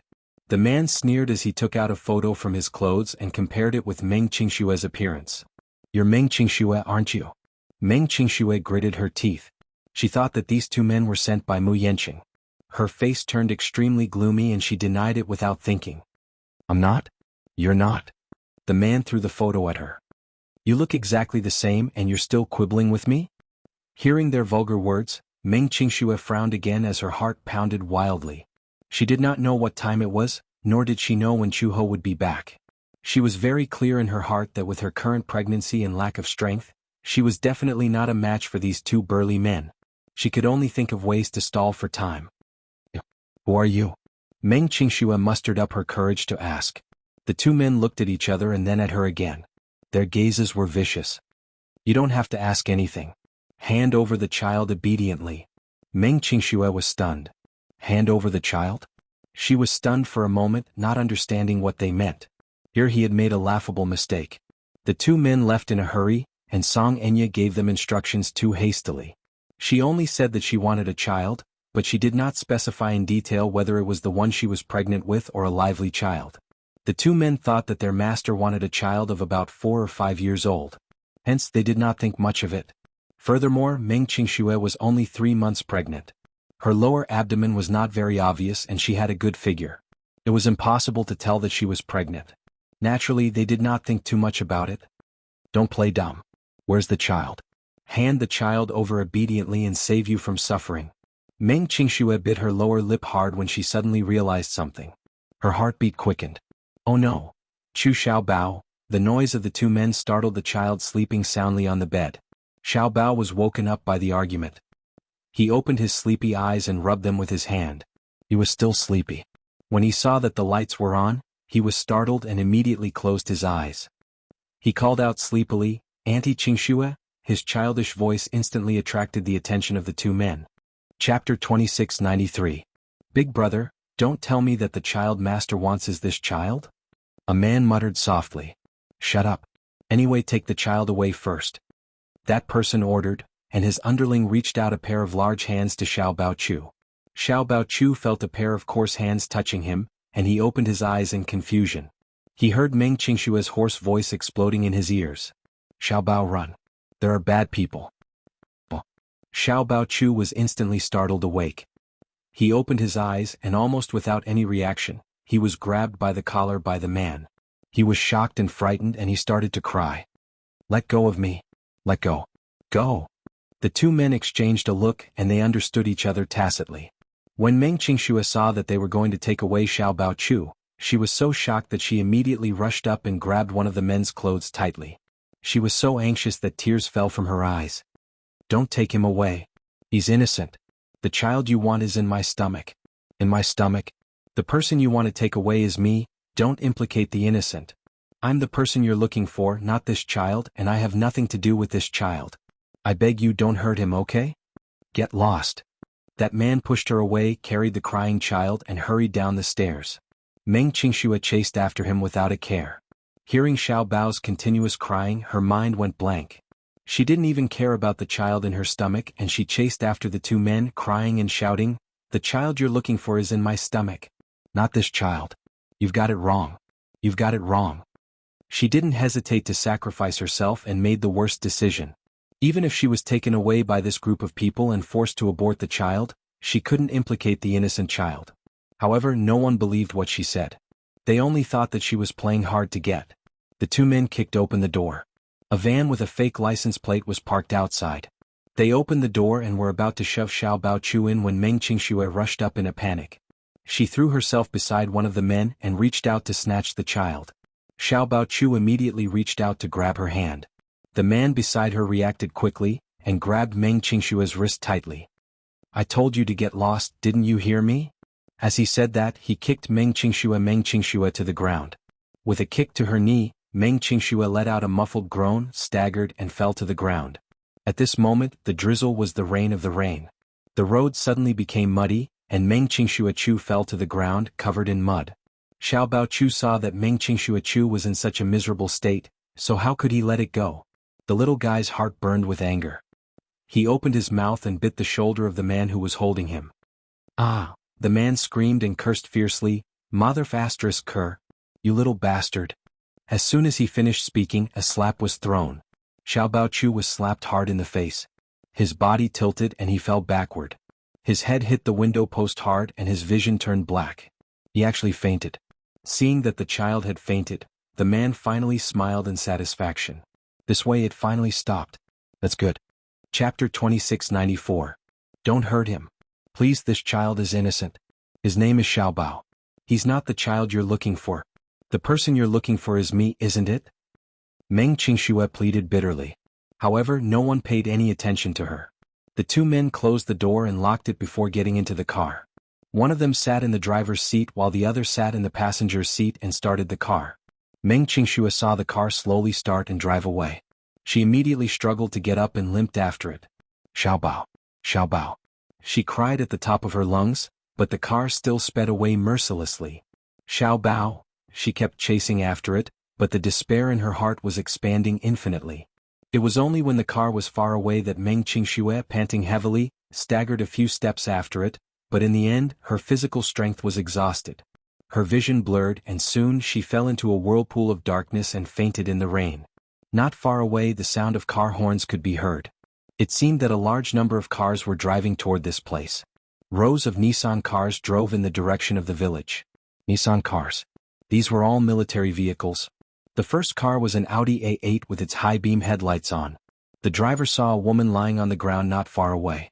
She was covered in mud and immediately reported, "Chairman Mu, there seems to be a woman lying on the ground in front." "Stop the car." "Yes." The car quickly stopped. The row of cars behind them also braked and stopped. The driver got out of the car and opened the backseat door. Mu Yanqing got out and someone immediately held an umbrella for him. He did not intend to come tonight. However, he was still worried that this silly woman would insist on going her own way and not return. Hence he came personally. Even if she refused to go with him, he would coax her back and trick her back. Mu Yanqing got out of the car. Under the high-beam headlights, he saw a woman lying on the ground. However, just looking at the woman's back made his eyes tremble. He quickly walked up to her and carried her in his arms. Just as he turned this person's face over, Meng Qingshua's pale and muddy face came into view. Qingxue. Mu Yanqing sized her up again only to see her in her pajamas. She was covered in muddy water from head to toe.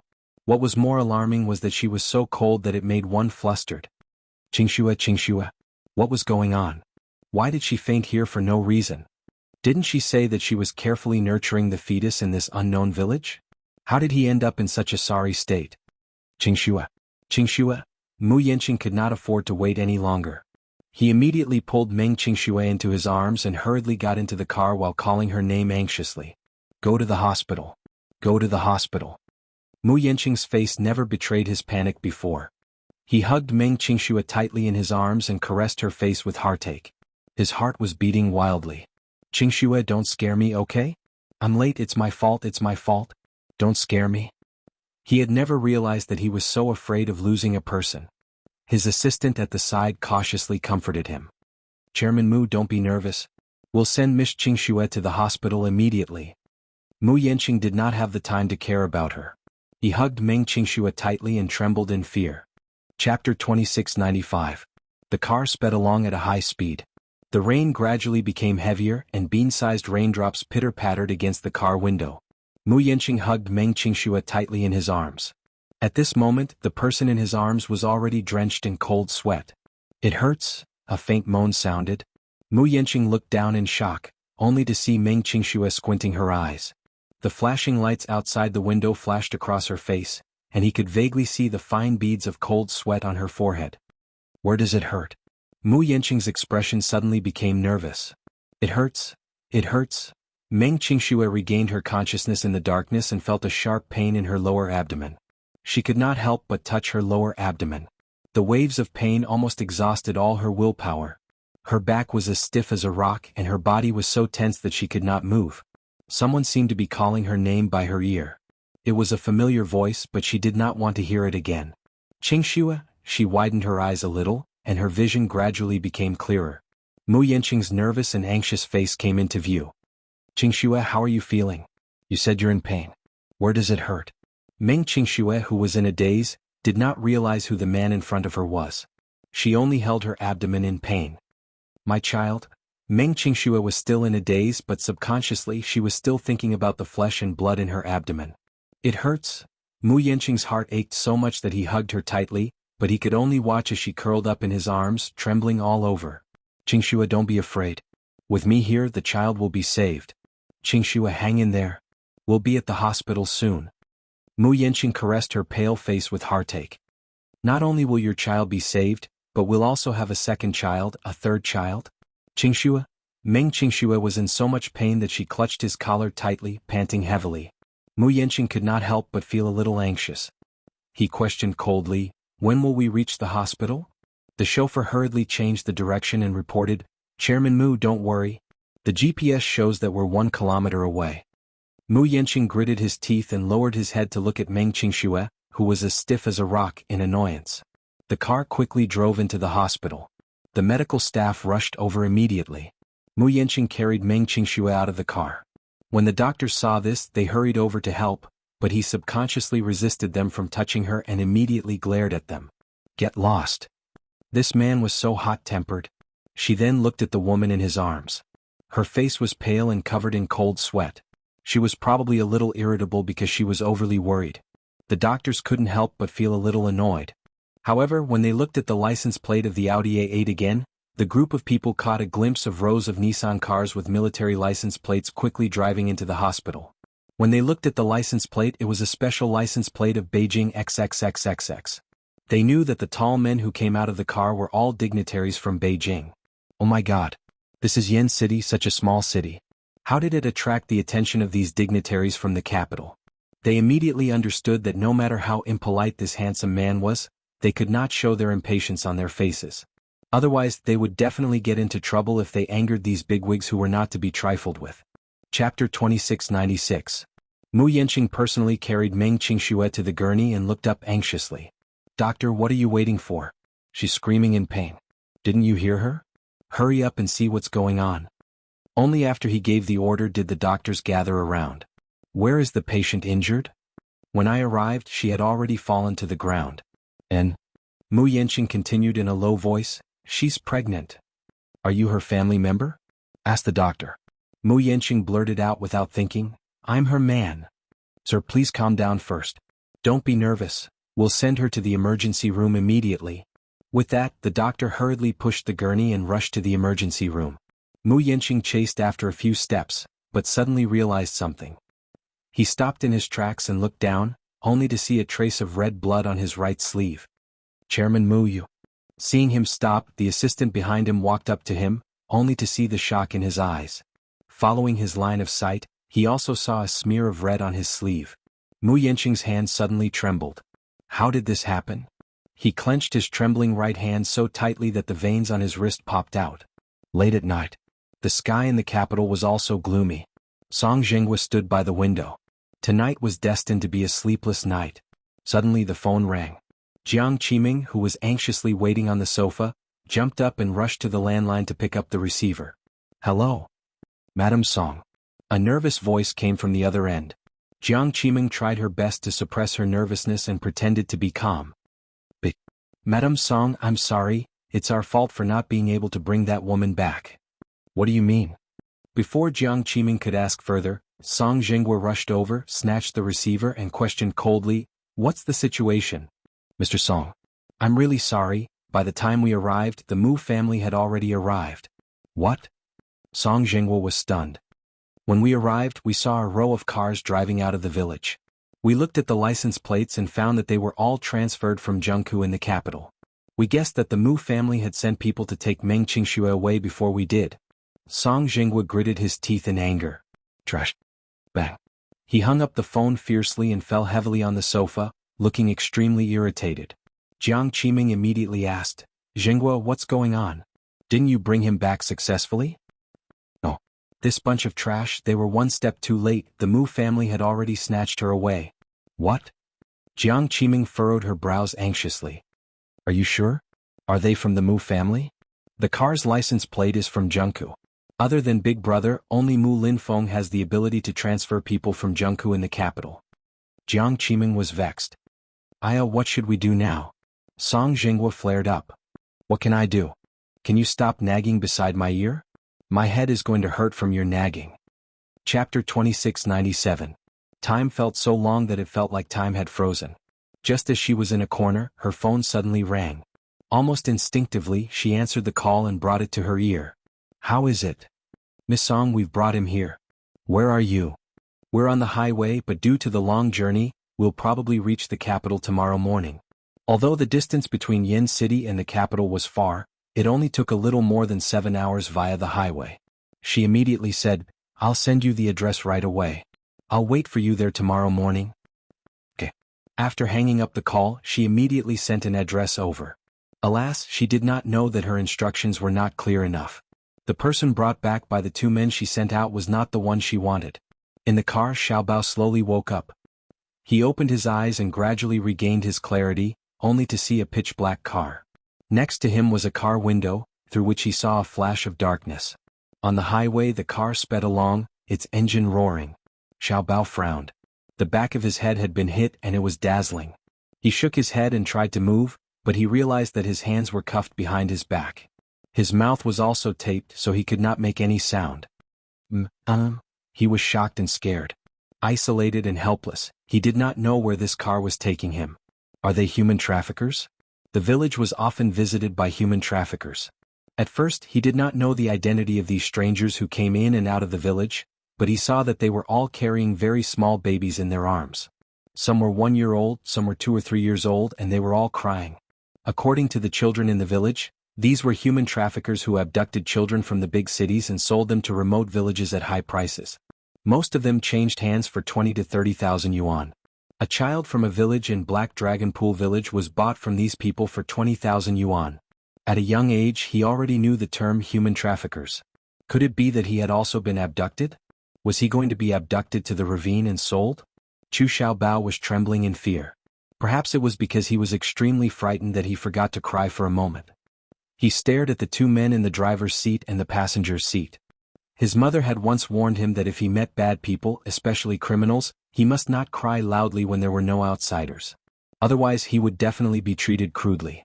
When there was an opportunity, such as in a busy city or on the streets, he would ask for help immediately. Chu Xiaobao was a smart child and a rational child. Although he usually looked innocent and pure, he was able to calm down in this kind of situation. He knew that crying and throwing a tantrum was useless. He would not be saved just because he cried and threw a tantrum. Instead he would suffer a lot. Chu Xiaobao leaned back in his seat, but his breathing became heavier and heavier.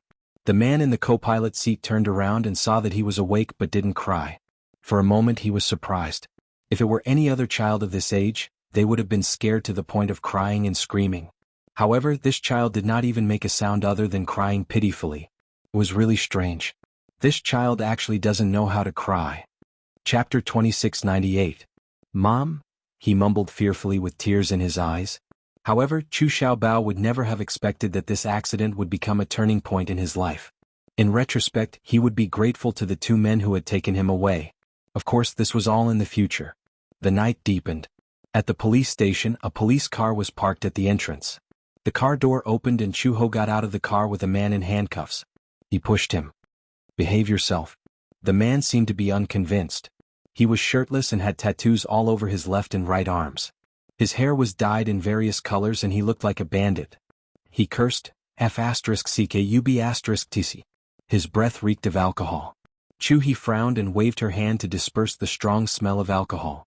She then kicked him in the back again. The man was caught off guard and fell to the ground with a face full of mud. Watch your mouth. The man gritted his teeth and scolded, What? So what if I call you AB**TC? So what? Chu Ho sneered and walked over. He grabbed the man's hair and slapped him 3 times. Slap, slap, slap. The man was stunned. He was in so much pain that he gritted his teeth. What are you doing? Chu Ho asked. Didn't you ask me what I was doing? Is this okay? UB**TC. The man pretended to scold him again. Chu Ho raised his hand again. The man was instantly terrified and kept quiet. This woman had quite a bit of strength. Those 3 slaps just now had made his head go numb. What a ruthless person. Know your place and don't suffer so much, understand? The moment Chu He mentioned him, she dragged him into the police station. When he reached the door, the police officer on duty looked up and asked, Little Chu, you're still out in the middle of the night? Yeah. Someone reported that a group was gambling. When I rushed over, a few of them slipped away and I only caught this one. We didn't have enough manpower. Thank you for your hard work. Chu Ho raised his hand as a greeting. He escorted her into the police station and locked her in the interrogation room. Just as he was about to record her statement, the police officer on duty with her walked over with her phone in his hand. She usually didn't bring her phone with her when she was on a mission because she was worried that she would be distracted or accidentally drop her phone at the scene. Previously, a colleague received a report that someone was taking drugs in a KTV. When he was on duty, he accidentally left his phone at the scene. It was picked up by another criminal suspect who had not been arrested. Coincidentally, the phone was unlocked. After that, he looked for an opportunity to take revenge and kidnap the colleague's wife.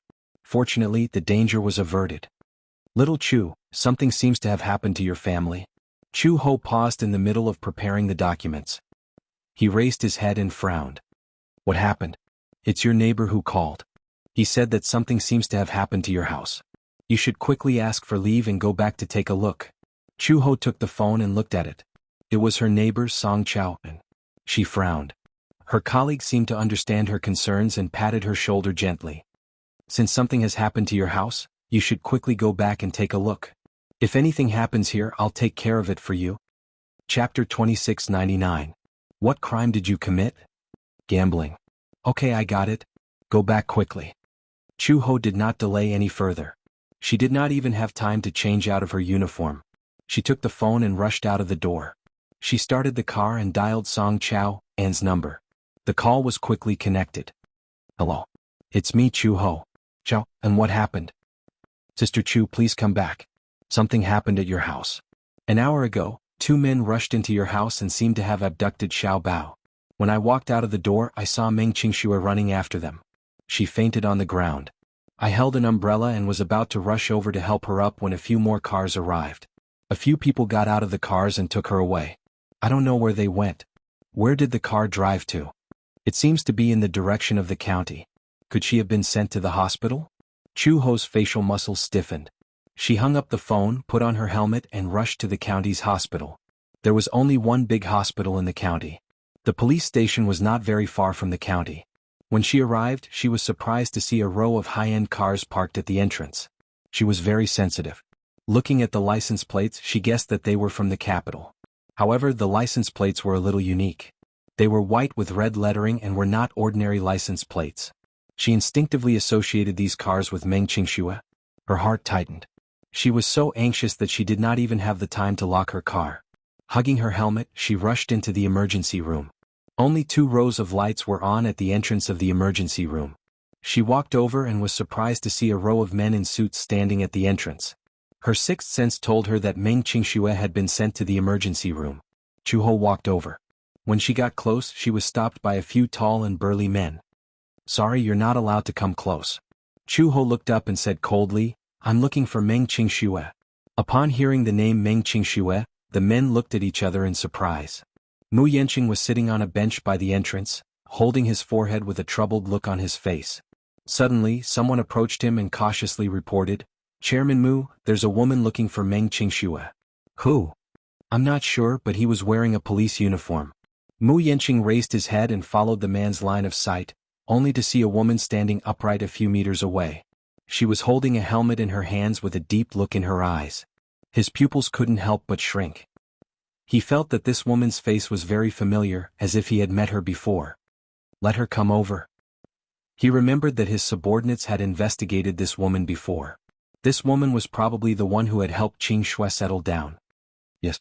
Chu Ho was allowed to pass and she immediately walked over. She raised her head and saw the light at the door of the emergency room. Emergency treatment in progress. Her heart suddenly clenched. She turned around and asked Mu Yanqing, "Is Qingxue inside?" Mu Yanqing asked warily, "Who are you? Shouldn't you introduce yourself before asking for someone's identity?" Chu Ho replied expressionlessly. The man at the side saw that she was being rude and wanted to step forward. Chu Ho was about to retaliate when Mu Yanqing raised his hand to stop him. "This is none of your business." "Yes, Chairman Mu." He looked up and met Chu Ho's eyes. Suppressing his anger, he suddenly said in a deep voice, "Mu Yanqing." "That heartless man?" Chapter 2700. "My name is Chu Ho, and I'm Qingxue's good friend." "Good friend?" Mu Yanqing was obviously a little suspicious. "I don't remember her having a good friend named Chu Ho. What do you know about her? What can a man who can't even protect his woman and child know?" "Be more polite with your words," Chu Ho said indifferently. "I'm already showing you the greatest respect by not punching you the moment I saw you." Mu Yanqing was speechless.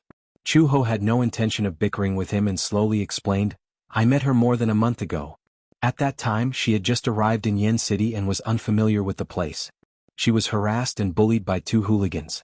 I was in charge of this case. Seeing that she was alone and pregnant, I let her stay at my house to rest and nurse the baby." She was bullied by 2 hooligans. Mu Yanqing caught the main point, and a hint of viciousness flashed across his eyes. "What happened?" "It's very dangerous for a person to stay in a hotel alone in the middle of the night with tens of thousands of yuan in cash on her. I don't know how a pregnant woman like her could end up in such a helpless state." With that, she looked at him meaningfully. Mu Yanqing was once again rendered speechless by her teasing. "What? Are you feeling guilty? It's good that you know that you're guilty. You don't have a bad conscience." Chu Ho asked again, "How is she now?" Mu Yanqing ignored her. Chu Ho did not have such patience. She had been anxious along the way, and when she saw that he did not respond, she became even angrier. She immediately took a step forward, grabbed him by the collar and interrogated him. "I'm asking you a question. How is she now?" "Let go." Someone immediately rushed over to her side. She grabbed that person's hand and flung it away. "Get lost. This is none of your business. Chairman Mu, get lost." Mu Yanqing was also annoyed and reprimanded. The people around him immediately retreated, trembling with fear. Mu Yanqing sucked in a deep breath of cold air and clenched his fists tightly. By the time I arrived, she was already unconscious on the ground. On the way to the hospital, her condition didn't seem optimistic. The doctor said that I probably can't keep the baby in my womb. What? Chu-ho frowned. Her gaze was suddenly attracted by the dried blood stain on his sleeve. Her heart skipped a beat and her mind went blank. How could this be? It was just a fall, it shouldn't be that serious, right? When she was pregnant, she also fell a few times, but nothing unusual happened. Chu-ho suddenly realized that Meng Qingshua's body was weak to begin with. When she thought of this, she fell onto the bench in a daze. Her gaze was numb. Half an hour later, the door suddenly opened and a doctor in a white coat walked out. Chu-ho raised her head abruptly and was about to rush over when Mu Yanqing walked up to the doctor before her. "Doctor, how is she?" The doctor sized him up. His attitude was still polite, but his tone was calm as if he was used to the vicissitudes of life and death. "Are you asking about the adult or the child in her womb?" "Sir." Chu-ho also walked over anxiously. When she heard the doctor's words, she suddenly had an ominous premonition. Could it be that the child could not be saved? "Sir, are you the husband of the lady inside?" Chapter 27:01. Mu Yanqing was stunned for a moment before he regained his senses. As if he had just woken up from a dream, he smiled bitterly. I am. "Do you still want that child?" The doctor asked again. "Why do you ask?" "If you don't want that child, get rid of it as soon as possible while it's still young. If you want it, protect your wife and child well. Don't try to be mysterious." Mu Yanqing could not take it anymore. "No matter what, I have to protect the mother and child. I asked you a question and you haven't answered me yet. How is she? Is she all right?" The doctor sighed. "The situation is still considered good. It's not the worst outcome. She was sent to the hospital in time and the child was saved. However, what happens next may depend on the situation. This lady's body is weak. Although the child in her stomach is saved for the time being, if her body is not taken care of properly, the child will eventually be miscarried. I found out that there were signs of miscarriage before this. This is not a good sign." Signs of miscarriage, that's right. There was such information in the report that his subordinate had given him. She seemed to have almost suffered a miscarriage. Chu-ho asked nervously, "In other words, the mother and child are safe, right?" The doctor nodded. "This is only a temporary situation. We can't guarantee that this fetus can be saved. If the later care can't keep up, I'm afraid it's a little dangerous." "Has she regained consciousness now?" "Yes, she has regained consciousness. Help her with the procedures immediately and transfer her to the ward." Mu Yanqing was about to turn around when Chu-ho immediately stopped him and said slowly, "Go in and take a look at her first. You're not familiar with this place, but I'm more familiar with it. I'll help her with the procedures." "Okay." Mu Yanqing did not hesitate and immediately went into the emergency room. On the hospital bed, Meng Qingxue slowly woke up. The nurse had just given her a dose of pregnancy-stabilizing injection and a round of injections. She was in so much pain that her body stiffened for a moment and tears streamed down her face. She could not take pain very well. Injections were not very painful, but this time they were injected with gonadotropin, so they had to use sterilized injection water. This kind of sterilized injection water was extremely painful. What was even more painful was that she would have to receive an injection every day depending on the situation. It turned out that the pregnancy-stabilizing needle was so painful. She remembered that when she was in the modeling industry, she had heard of a story about a model who became a mistress and eventually married into a rich family. However, when she got pregnant, she was already 40 years old. This elderly woman had already had 3 miscarriages. Actually, at her age, pregnancy was a high risk. But after marrying into a rich family, everyone in the family had their eyes fixed on her belly. After all, with her background as a model, it wasn't easy for her to climb into a rich family. Naturally, her belly had to work harder. Therefore, for her 4th child, the doctor said that her cervix was not functioning properly. In order to keep this child, she was bedridden for 142 days and injected with more than 300 doses of pregnancy-stabilizing injections. Finally, she was able to give birth to Lin. More than 300 fetus-stabilizing needles were said to be very painful. Meng Qingxue scoffed at first, but when she experienced it herself, she deeply understood the pain. When she thought of the torment she would have to go through every day, she suddenly felt as if she could not see the light of day. Chapter 27:02. "What are you doing? You can't get out of bed yet." "Xiaobao. Xiaobao," she muttered. The thought of Xiaobao being taken away without any news made her anxious. Mu Yanqing pushed the door open and walked in. Seeing her arguing with the nurse and wanting to get out of bed, he immediately rushed forward and held her. What are you doing? Hearing his voice, Meng Qingshua's body stiffened. She looked up in a daze and saw that it was him. Her eyes reddened immediately. Yanqing, why are you here? Without waiting for him to explain, Meng Qingxue suddenly pushed his chest with all her might. I don't want to see you. Go away. I don't want to see you again. Mu Yanqing, didn't I say that we're done? Mu Yanqing's eyes flashed and his face tensed up. I never said that I wanted to cut ties with you. That's your unilateral declaration. Meng Qingxue opened her mouth but did not say anything. Instead, tears gushed out of her eyes. What do you want in order for you to let me go? Her almost begging tone made him feel complicated for a moment. Especially when he saw her pair of weak and helpless eyes, he actually felt as if a sharp sword had pierced his heart, causing him incomparable pain. Where is the child? Meng Qingshue's face turned paler as she stared into his eyes. Mu Yanqing, on the other hand, was perplexed. He did not know what the child she was referring to was. What child? Meng Qingxue obviously thought that the two men who had taken away Xiao Bao were his subordinates. She was stunned when she saw his confused look. A 5-year-old child. Mu Yanqing, don't play dumb with me. Didn't you send 2 men to find me? They kept saying that they were looking for the child.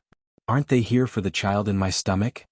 She gasped for a while, then angrily grabbed his collar. They misinterpreted your words and took Xiao Bao Chu away. I don't care if you want to abort the child in my belly or what, do as you please. After all, this child is also your flesh and blood.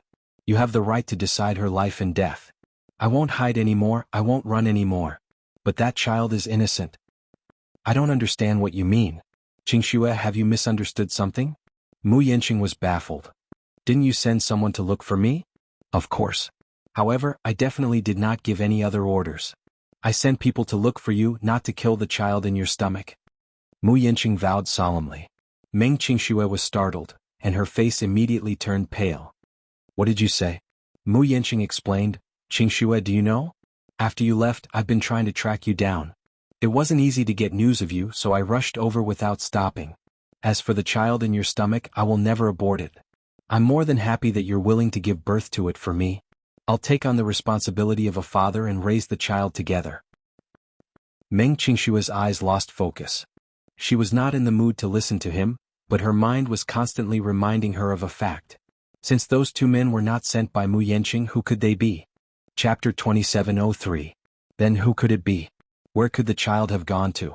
By the time Chu Ho was done with the paperwork, Meng Qingxue had already been transferred to the ward. The moment she stepped into the ward, Meng Qingshue's face turned pale and tears streamed down her face. Chu Ho. Xiao Bao is missing. Chu He was stunned. Her expression froze for a moment and she found it a little unbelievable. She had always thought that Xiao Bao was in Mu Yanqing's hands. She could tell that Mu Yanqing was here to look for Meng Qingsue and had no intention of harming her or the child in her stomach. Otherwise, he would not have gone through so much trouble to send her to the hospital for emergency treatment. When she first arrived at the hospital, she was also thinking about Xiao Bao. However, Meng Qingsue was in a critical condition at that time, so she did not think too much about it. Hence, she did not remember to ask about it. However, Meng Qingsue told her that Xiao Bao was missing. Xiao Bao isn't with you? Chu Ho was a little surprised, but her face turned pale. In the middle of the night, 2 men barged in and took Xiao Bao away. I chased after them with all my might, but I couldn't catch up to them. Meng Qingsue cried sadly. Chu Ho, it's all my fault. It's all my fault. I've implicated Xiao Bao. Chu Ho did not understand the situation for a moment and only caught the key words. You said that Xiao Bao was taken away by 2 men? I don't know who they are either. They only said that they were looking for a child. I thought that they were sent by Yanqing. Chu He sucked in a deep breath of cold air, and her breathing suddenly quickened. Bang! A loud sound was heard. In the darkness, Xiao Bao was awakened by a violent movement. He suddenly opened his eyes, only to find that the car had stopped at some point. The bang just now was the sound of the front passenger door closing. He looked out of the car window. Outside the window, the sky had already begun to brighten. In the distance, the sky was turning white. It was actually dawn. Outside the window there was a vast field, but it was more like a wasteland than a field, overgrown with weeds. While he was in a daze, the car door was pulled open. Chu Xiaobao was shocked and immediately shrank his thin body into a corner. His mouth was taped so he could only make frightened sounds. The man's face couldn't be said to be fierce, but after all, he was a child. Coming to such an unfamiliar environment, he must be lonely and helpless. The fear in his heart was infinitely magnified. The man stepped onto the car and reached out to grab Chu Xiaobao's collar. However, Chu Xiaobao kept shrinking back and shaking his head desperately. "Come here." The man immediately scolded him. "Damn it. Behave yourself." Baby Chu was even more frightened now. He curled up and did not dare to move an inch. The man lost his patience as well. He reached out, grabbed the boy's arm and practically dragged him out of the car. Being dragged out of the corner alive, Xiaobao stumbled and almost rolled out of the car and fell to the ground. Ouch. It hurts. Xiaobao was in so much pain that tears welled up in his eyes. The man kicked him a few times. "Didn't I tell you to behave yourself? You can suffer less." Chu Xiaobao looked at him with tears in his eyes. His eyes were red and swollen and he looked very pitiful. However, the more the man looked at him, the more impatient he became. He lifted him onto his shoulder. After suffering some pain, Xiaobao became more well-behaved. He stopped kicking his legs and obediently leaned on his shoulder. Chapter 2704. This was the most remote and desolate area in the capital. It used to be a famous industrial zone, so many factories were located here. Later, in order to control the smog, the capital's government focused on the industrial zone and moved the factories to other cities. The factories here were abandoned. Initially, the government wanted to demolish the factories here and develop them into parks or gardens. Alas, this area was notorious for being poisonous. It used to be a rice paddy, but after it became an industrial zone, the sewage levels far exceeded the standards and polluted the river. The surrounding fields were barren. When half of the factories were demolished, the landscaping department came to investigate and found that the land was seriously polluted and unsuitable for a park, so it was abandoned. Many factories were put on hold halfway through the demolition. The subsequent development projects were all stalled. In order to avoid being noticed, Song Enya chose this deserted place. There was a warehouse here. The man carried Xiaobao and kicked open the side of the warehouse. He found a stool with a missing leg and tied him to it. Xiaobao glared at him with tears in his eyes. The man warned him a few more times before walking out of the door to make a call. "Hello, is this Miss Song?" "Yes, I brought him here. When will you be coming over?" "Are you on your way?" "Okay, 20 minutes. No hurry. We'll wait for you." Baby Chu, who was separated by a wall, could only hear the man's words. It seemed that a woman was coming over. Was he really abducted by human traffickers? Xiaobao was trembling with fear and could not sit still. After the man ended the call, he walked in again. Together with him, the man in charge of driving came over with 2 cans of beer. He gave him a can and a packet of ham and bread. "Come, have some beer to refresh yourself." After driving for an entire night, he was very sleepy. In order to report to the police, he did not stop to rest along the way and drove 130 kilometers to the destination. The 2 men were obviously exhausted. "Big brother, how much do you think we'll get for completing this mission?" "This employer is very generous. She said that as long as we bring him here, she'll give me 500,000 yuan in cash." The other man was speechless. 500,000. So much? Ah. Once we get the money, we'll split it in half. I heard that you're going to get married. With 250,000 yuan, you can build a decent 3-story house in your hometown. The man grinned from ear to ear. This employer is so generous. 500,000, I've never seen so much money in my life. What is this? Work hard with me, and you'll be able to earn a few 100,000 next year. The man spoke boldly, and the other person was also greatly encouraged. When Chu Xiaobao heard this, he was even more certain that he had been abducted by human traffickers. Suddenly he started to cry. Woo woo woo, along the way he was travel-worn. He curled up in a dusty corner and his face was covered in dust. When his tears washed over him, it was inevitable that he looked a little unkempt. However, the 2 men were indifferent. They only glanced in his direction and sneered, "You don't say, this child has delicate features. She's very pretty. I don't know why this mysterious employer wants to kidnap this child. I don't understand." Chapter 2705. Don't ask too much, it won't do us any good. Thus, the 2 men started chatting among themselves. After an unknown amount of time, Baby Chu suddenly heard the sound of a car's horn coming from outside. His head jerked up, and the 2 men became agitated at once. They looked at each other and walked toward the door. A Volkswagen Magenta was parked outside. Song Enya alighted from the car, and the 2 men greeted her warmly with smiles. "Miss Song, you're here. He's already in the warehouse." Their faces were full of flattery. Song Enya hummed in acknowledgement. Wearing a pair of sunglasses on her face, she looked calm and unperturbed as she asked warily, "Did anyone notice us along the way?" No. We hid the child in a corner, no one noticed him. Song Enya cocked a brow when she sensed that something was amiss. Child? What she wanted was Meng Qingxue. How could it be a child? Yes. We did everything according to your orders. Song Enya looked even more surprised. Ignoring the surprise in her heart, she immediately said, "Bring me to have a look." The two men also noticed that her expression was a little strange. They did not bother to exchange pleasantries and immediately led her in respectfully. Song Enya had just stepped into the warehouse when the dust in the air assailed her nostrils. She waved her hand in disgust, and the two men at the side immediately waved for her as if to flatter her, chuckling. "There's quite a lot of dust here. Where is he?" she asked. One of the men grinned and pointed at Xiao Bao, who was tied to a stool. "There. He's over there." The moment he spoke, he had a strong local accent. Song Enya frowned again and looked in the direction he was pointing, only to see a 5-year-old child tied to a stool. He stared at her with a pair of innocent eyes as he trembled in fear. Her face turned pale. She turned around abruptly and swept a sharp glance at them. "What do you mean? Are you playing with me? Miss Song, what do you mean by that?" The man stared at her in confusion. "This child isn't what I want. Why did you kidnap this child?" Song Enya looked furious. "Didn't I give you a woman's photo? Where's that woman?" "Ha!" The two men widened their eyes and looked at each other in dismay, but they were a little stunned. One of them mustered up his courage and asked, "Miss Song, didn't you say that you want a child? We found that woman, but you said that you want a child, so we've captured this child." Song Enya understood everything at once. Useless. It turned out that they had misunderstood her intentions.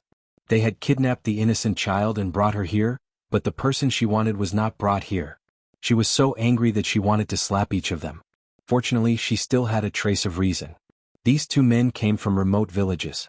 They were barefooted and not afraid of wearing shoes. She hit them, they would be angry.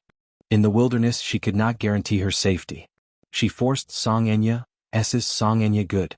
"Are you all idiots? What I want is the child in that woman's belly." This. Chapter 2706.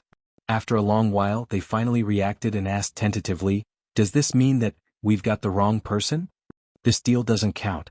She spat fiercely and turned to leave.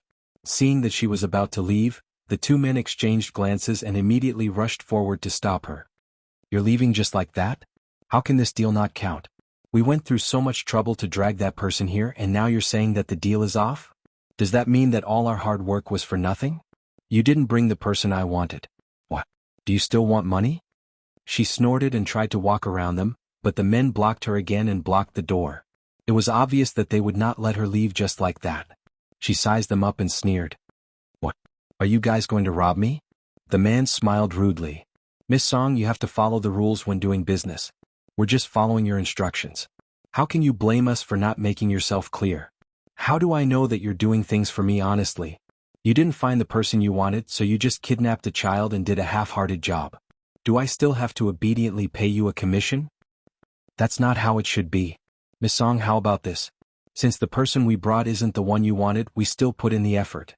What we want is not bad, so we deserve 100,000 yuan for our hard work." She could not help snorting. "You guys are asking for too much."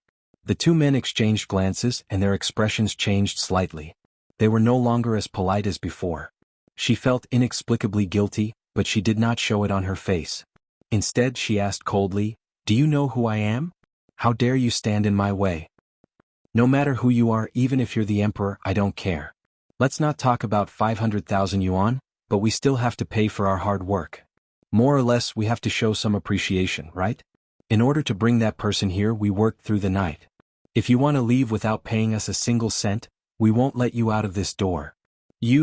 Song Enya was at a loss for words, but she was sober enough to realize that she could only admit that she was at a disadvantage by making a deal with such a person. Thus, she took a few deep breaths and expressionlessly fished out the cash from her handbag. When the two men saw that her handbag was full of cash, they exchanged glances with each other. One of the men suddenly reached out and snatched her handbag.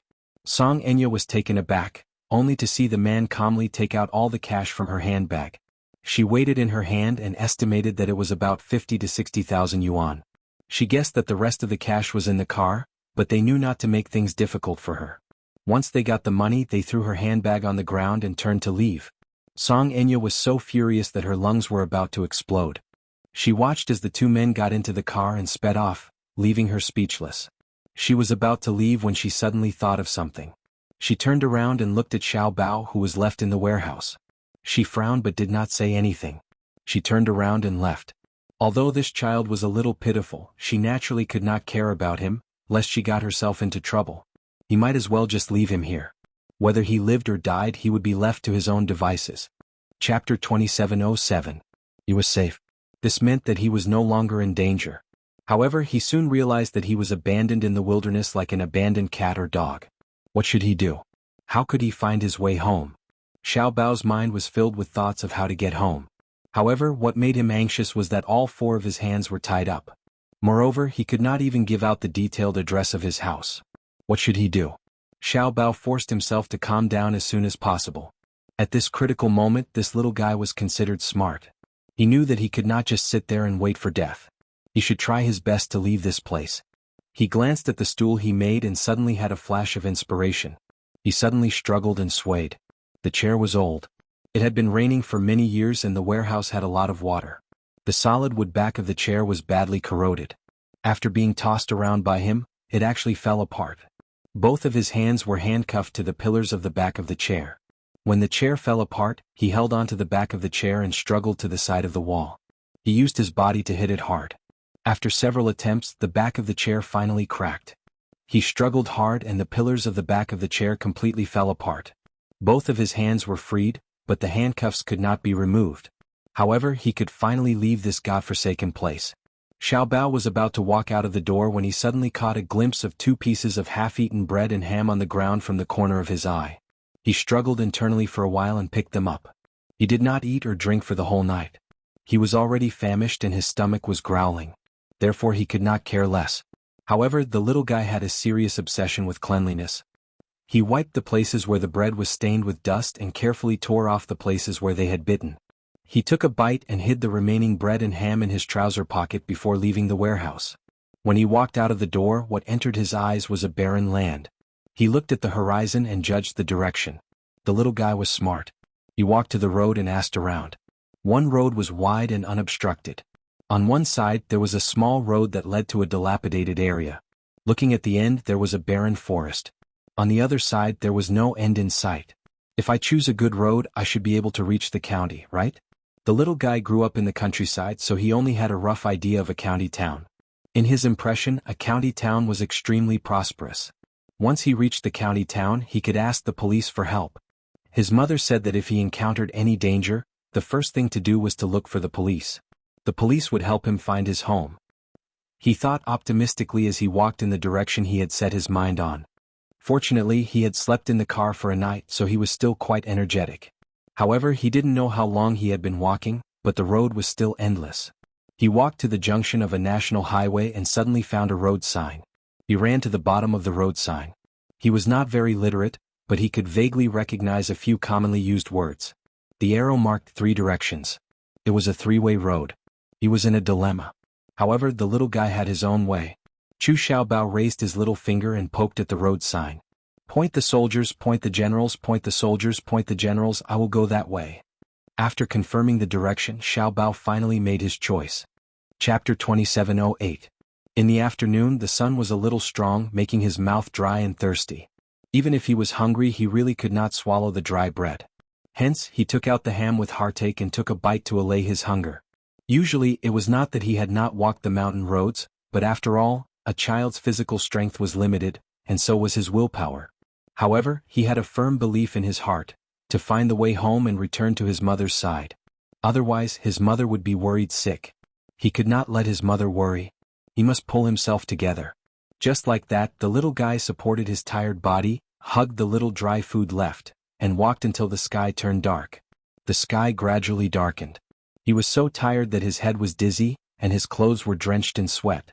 At night, the temperature suddenly dropped sharply, and the wind also became stronger. When it blew on his body, the chill came in waves and the pores on his skin shrank. Chu Xiaobao did not know how long he walked until the sky turned dark. Finally, he could not walk anymore. In addition, it was late, so he found a cleaner place, sat up, and curled his body into a small ball to avoid the wind. His heel was in terrible pain. He took off his shoes and realized that a layer of skin on his heel was abraded. That place was painful even when touched. He walked for the whole day and in the end he was limping. Chu Xiaobao felt a wave of sadness and his nose twitched. He felt that he was really pitiful to be left alone in the wilderness, and he did not know when he would be able to walk back to the county. He took out the dry food from his trouser pocket. There was only half of the ham left, and the bread had been wiped out in the evening. He hugged the ham and was about to gnaw on it, but a few whimpering sounds came from the side.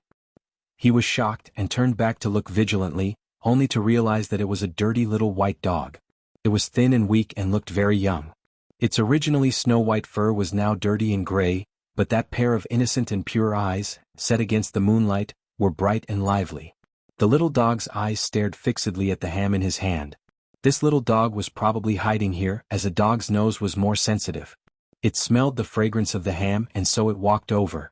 Chu Xiaobao saw the little dog staring at the ham in his hand, licking it with its tongue carefully, as if it was not brave enough, and actually did not dare to go forward. Seeing its skinny appearance, he could not help but feel a little heartache. But now he was in trouble. He only had this little food left. After eating it there would be no more. Moreover, he was so hungry that he couldn't take it anymore. He was using the empty fort strategy. This little bit of food wasn't enough to fill him up. Sorry. The boy's heart ached as he apologized. I'm hungry too, if not, I'll let you have this piece of ham. The little dog naturally could not understand human language. It tilted its head and continued to stare at that piece of ham, and from time to time, it sized him up as if it was begging for alms. That pair of innocent eyes was hard to reject. Chu Xiaobao simply did not look at it. He steeled his heart and turned his head away. Just as he was about to gnaw, he heard another whimper beside him. He looked over again. The little dog was probably starving, and in the end, it actually laid down not far away from him, still looking at him helplessly. Its aggrieved look really made one's heart ache. Chapter 2709. Xiaobao hooked his finger at it, but the puppy did not dare to come over. He broke the ham into two halves and tempted it. The puppy was still on guard. It wanted to go forward, but it was afraid that he would hurt it. Xiaobao put the other half of the ham aside and did not bother about it. He turned his head to eat his own. Seeing that he was not looking at it, the puppy carefully crawled forward. It used its claws to hook the ham and held it in its mouth. It brought it to a corner and chewed on it with relish. Perhaps because they were starving, the two of them finished the ham in no time at all. The puppy gradually lowered its guard against him and slowly moved to his side. It sniffed the corner of his shirt and rubbed against him, as if it was not afraid of him anymore. Xiaobao smiled and hugged it in his arms. He gently stroked its fur. Good boy. Good boy. Will you sleep with me tonight? Just as he finished his sentence, the puppy's ears pricked up as if it had caught the rustling of grass in the wind. It suddenly turned its head and looked in the direction of the road, eyeing it covetously. Xiaobao followed its gaze and looked over. After a while, he heard what sounded like a row of cars driving over. There's someone? He carried the puppy and stood up in surprise. After a while, he saw a row of cars driving over at high speed and whizzing past him. He did not even have the time to wave his hand as the cars drove away in the opposite direction. Wait. Seeing that his only chance of survival had passed him by, Xiaobao was extremely unwilling. He lowered his head in frustration and was about to give up. However, he thought that this was probably his only chance of survival. After thinking for a while, he suddenly furrowed his brows and made up his mind. He put on his shoes again and chased after the cars. The puppy was also intelligent as it chased after him. After chasing for a long time, Xiaobao suddenly realized that the row of black cars had stopped not far ahead. At the same time there was a very big van. He saw a glimmer of hope and regained his full strength. He ran towards the place where the cars were parked. When he ran to the place where the car was parked, he found that the people in the car were not there, and he did not know where they went. He tried to pull the door one by one, seemed to be locked. Just as he was in despair, the Mercedes-Benz at the front of the line was not locked. The door opened and without thinking he went straight into the warm car. Wow, it's so warm. Xiaobao sat on the high-end leather seat, feeling extremely satisfied. He carried the puppy in and closed the car door to keep the cold wind out. The back seat of the car was very spacious, so spacious that it was frightening. He stretched out his legs and lay down comfortably. Out of the corner of his eye, he suddenly caught a glimpse of a cup on the cup holder of the armrest of the driver's seat. He hesitated for a moment before taking the cup and opening the quilt. There was actually tea inside. Smelling it, it smelled so good. He was already thirsty. He held the cup and drank to his heart's content. However, he was kind enough to leave a small mouthful. He held it in his hand and put it in front of the puppy. Here. You're thirsty too, right? The puppy immediately used its tongue to lick the water clean. After drinking the tea, the little guy was tired. It did not know when the owner of the car would return. Hence, it nestled in the car and fell asleep in a daze. Chapter 27:10. Not far from where the car was parked, there was a large wasteland. At this moment it was already late at night. The sky was as dark as ink, and not a single star could be seen. The two teams agreed to meet in the wasteland to carry out the transaction. The van parked by the roadside was full of military weapons and an order of 200 million in cash. Among the crowd of people dressed in suits and leather shoes, Gu Jinglian was surrounded by fully armed bodyguards. He was wearing a white shirt, black slim-fit trousers and a long trench coat. Dressed in black, he almost blended into the night. His sharp black hair was smooth and black. Perhaps it had not been trimmed for a while, as the fine hair on his forehead covered his deep eyebrows. His eyes were unruly, and the slightly raised corners of his eyes were tinged with a bit of awe-inspiring but cold evilness. At the corner of his eye, there was a mole that added a touch of coquettishness. His angular facial features were engraved with deep shadows under the night sky. The earring on his ear was extremely eye-catching, and it set off a somewhat evil and unrestrained temperament. His face was extremely handsome, and such a face was somewhat incompatible with his identity. Back when the Gu clan had a change of power, he was still a young man when he first took over. On the day he took over, he was also dressed like this. His face was handsome, like a beautiful young man. Everyone in the Gu clan, from the elders to the hall masters of the four great halls, did not take him seriously. However, contrary to his appearance, his methods were extremely ruthless. From when he took over the position of the head of the family to when he suppressed the rebellious forces in the family, it was only half a year. Everyone in the Gu family was convinced. Under his beautiful appearance was an extremely cold heart, and his scalp-numbing sharp and ruthless methods. It was said that there was an elder who wanted to seize power and push him out of the position. Gu Jinglian did not care about the brotherhood at all. He broke the tendons of the elder's hands and feet, cut off his palms, and expelled him from the Gu family without batting an eye. It was obvious that he was ruthless. The cold wind blew. He silently lit a cigarette, and a wisp of dense smoke escaped from his lips. Suddenly, a bodyguard walked over and whispered in his ear. "President Gu, the other party's men are all here." Gu Jinglian glanced at him slightly, but the voice that escaped from his lips was incomparably clear and extremely magnetic. "How many?" 20 men and 5 cars. He pursed his lips. "You didn't bring your car?" The other party said that they want to trade with the truck and tow it away. Gu Jinglian flicked the ash from his cigarette and said calmly, "Let them come over." "Yes." That person retreated, and not long after, the other party's troops were brought over. The people who came were also dressed in black. The man in the lead was quite old. He was tall and thin with a beard and deep wrinkles. He was obviously in his 30s, but he looked like he was in his 50s, like a rotten piece of wood. "Boss Gu, haha, I've kept you waiting. However, we also arrived early. It's just that we're not familiar with the place and got the wrong direction." When that person opened his mouth, his signature smoker's voice was extremely hoarse. Gu Jinglian turned to face him and looked him up and down with a deep gaze. It was obvious that he was scrutinizing him. Chapter 27:11. Gu Jinglian glanced at him but did not extend his hand. Instead, his gaze fell on the other party's outstretched hand. His 5 calloused fingers were thick and ugly. Years of smoking had turned his fingers yellow and looked a little dirty. Gu Jinglian was known for being a clean freak. He frowned in disgust and said coldly, "Your hands are really dirty." His tone was condescending and somewhat contemptuous. The man's face immediately showed some embarrassment. He already knew that Gu Jinglian was arrogant and did not take anyone seriously. Hence, he resentfully retracted his hand and tried to smooth things over. "Boss Gu is young and full of vigor. You're full of style." Gu Jinglian said expressionlessly, "There's no need for unnecessary pleasantries. Our time is precious. Let's make it short.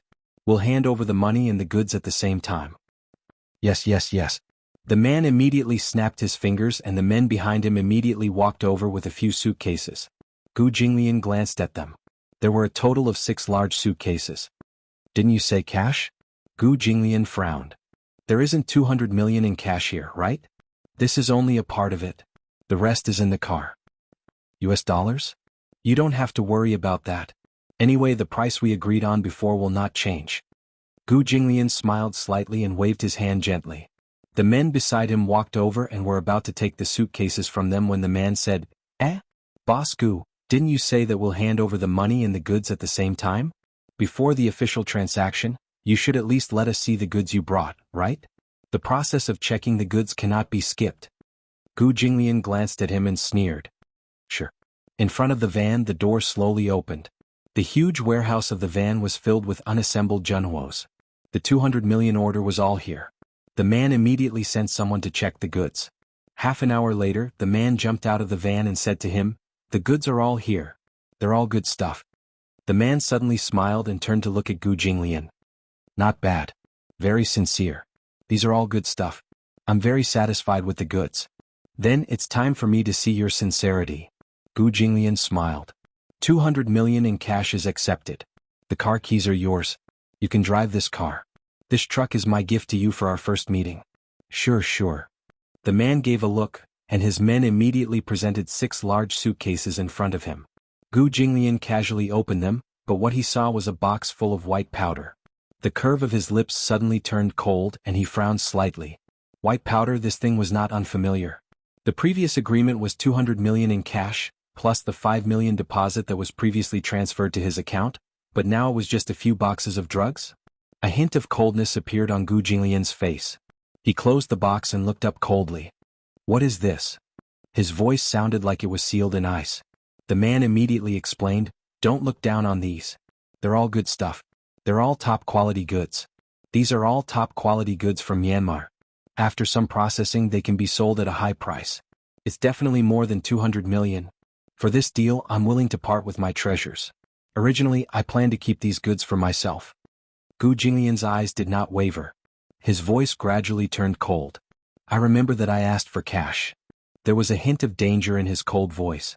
Chapter 27:12. The man laughed dryly. We came here in a hurry. We didn't have time to prepare. Also, it's dangerous to carry so many US dollars with us." The atmosphere froze. Gu Jinglian sneered. His cold expression sent chills down one's spine and made one shudder. He picked up a packet and blew the thin film with his fingertips. The white powder flew with the cold wind. "I want cash. How stupid are you to think of using these things to trade?" The man's expression suddenly turned ugly. "Gu Jinglian, these are all good things." Gu Jinglian interrupted him impatiently. "Do you know the consequences of wasting my time?" "What?" Before the man could finish his sentence, he saw Gu Jinglian suddenly take out a gun from his waist. He loaded it neatly and aimed it between the man's eyebrows without any hesitation. Bang! Blood splattered everywhere. "What are you doing?" The other party immediately took out their guns, but Gu Jinglian's men moved quickly. Bang! Bang! Bang! Along with the gunshots that had been silenced, the group of people became cold corpses on the ground in the blink of an eye. Gu Jinglian did not have the patience to stay at the scene. He turned around expressionlessly. The bodyguards beside him immediately followed and escorted him to the car. "Mr. Gu, how should we deal with these people? Do you still need me to teach you?" Gu Jinglian was in a bad mood. He opened the car door and ordered coldly, "Check carefully. Don't leave anyone alive. Clean up the scene." "Yes." He turned around and was about to get into the car when he caught a glimpse of a child curled up quietly in the corner of the back seat. The puppy in his arms was alert. It immediately woke up when it heard the gunshots. When it saw someone open the door, it glared at Gu Jinglian fiercely. It bared its teeth and its eyes suddenly became fierce and vigilant. The child, on the other hand, was sleeping very soundly. The gunshots just now did not wake him up. Perhaps he was too tired. Once he fell asleep, he would be unconscious. Gu Jinglian looked at him and saw that his clothes were white from washing. His body was stained with mud, his shoes were tattered, his hair was messy, and his originally delicate and cute little face was covered with dust. He was in a sorry state. Where did this kid come from? Gu Jinglian was a little surprised. He had only left for a while, but he did not expect to see another child in the car when he returned. He raised his head and looked around. This was a desolate place that he had purposely chosen for the transaction. There were very few people around. Where the hell did this kid come from? When the bodyguard saw this, he was also very surprised. Just as he leaned over to wake the child up, The dog in Chu Xiaobao's arms immediately reacted and barked. The barking woke Xiaobao up. He suddenly opened his eyes and sat up straight. His clear and beautiful eyes met Gu Jinglian's. Gu Jinglian's eyes were filled with malice. He was quite frightened. This man was so scary. He was full of murderous intent. It was so scary. Although he looked like a very young and handsome man, his cold eyes made people's hair stand on end. Uncle. Chu Xiaobao opened his mouth in a panic and said these two words. Chapter 27:13. Before Gu Jinglian could speak, Chu Xiaobao immediately said in fear, "Uncle? Don't chase me out of the car, okay? I was left here by bad people. If you chase me out of the car, I'll definitely die." Die? Gu Jinglian's lips twitched as he glanced around. What he said was true. If he was left here alone, a 5-year-old child would not be able to escape. No matter how strong he was, he would not be able to escape. However, this child could not tell whether he was a good person or a bad person. How could he be so sure that he would not be sold elsewhere? This child looked just like the little white dog in his arms. He looked pitiful and aggrieved. He was just short of hugging his leg and acting pitiful. "Aren't you afraid that I'm a bad person?" Gu Jinglian asked. Chu Xiaobao tilted his head and asked curiously, "Bad person? Aren't you afraid that I'll sell you off?" "Uncle, you look very rich." Chu Xiaobao patted the genuine leather seat he was sitting on and said with a smile, "Even if you sold me off, you wouldn't be able to afford this car. Uncle, you must be a good person." Gu Jinglian was speechless. The word good person had never been used to describe him. He curled his lips and said casually, "I'm not a good person." Chu Xiaobao did not believe a word he said. It was hard for him to associate such an elegant and noble man with the word bad person. Hence he said sweetly, How can a bad person admit that he's a bad person? I think that only people who commit murder and arson are bad people. Uncle, you look handsome and rich. You must be a good person." Just as he finished speaking, there was a loud boom. The warehouse behind the car was hit by gunpowder. The fire spread quickly and formed a huge fire. Under Xiaobao's stunned gaze, a tall and burly man walked to Gu Jinglian's side and said respectfully, "President Gu, the body count has been completed. It has been thrown into the warehouse and burned." Gu Jinglian nodded casually. When he turned around, he saw that Xiaobao's expression was stiff. He pointed in the direction of the fire and asked in horror, Why is there a fire there?" Gu Jinglian said casually, "I did it." "Why did you set the fire?" Chu Xiaobao was a little scared. His voice became softer and softer, and his shoulders trembled faintly. "Because I killed someone and set the fire to destroy the evidence." Chu Xiaobao didn't understand the idiom destroy the evidence, but he understood the sentence I killed someone. His mouth instantly formed an O shape. Gu Jinglian smiled. "Are you scared?" Xiaobao swallowed hard and then nodded hurriedly. "Uncle, you're really a bad person? That's impossible. Uncle, you can't be a bad person." Gu Jinglian was impatient and said coldly, "Get out of the car." Xiaobao swallowed again. However, he looked carefully at the barren scene outside the window and shook his head. "I don't want to." Chapter 27:14. The corners of Gu Jinglian's eyes twitched violently again. He understood the logic behind it. But what did it mean to win over a 7-storied pagoda? On second thought, he was a 5-year-old child after all.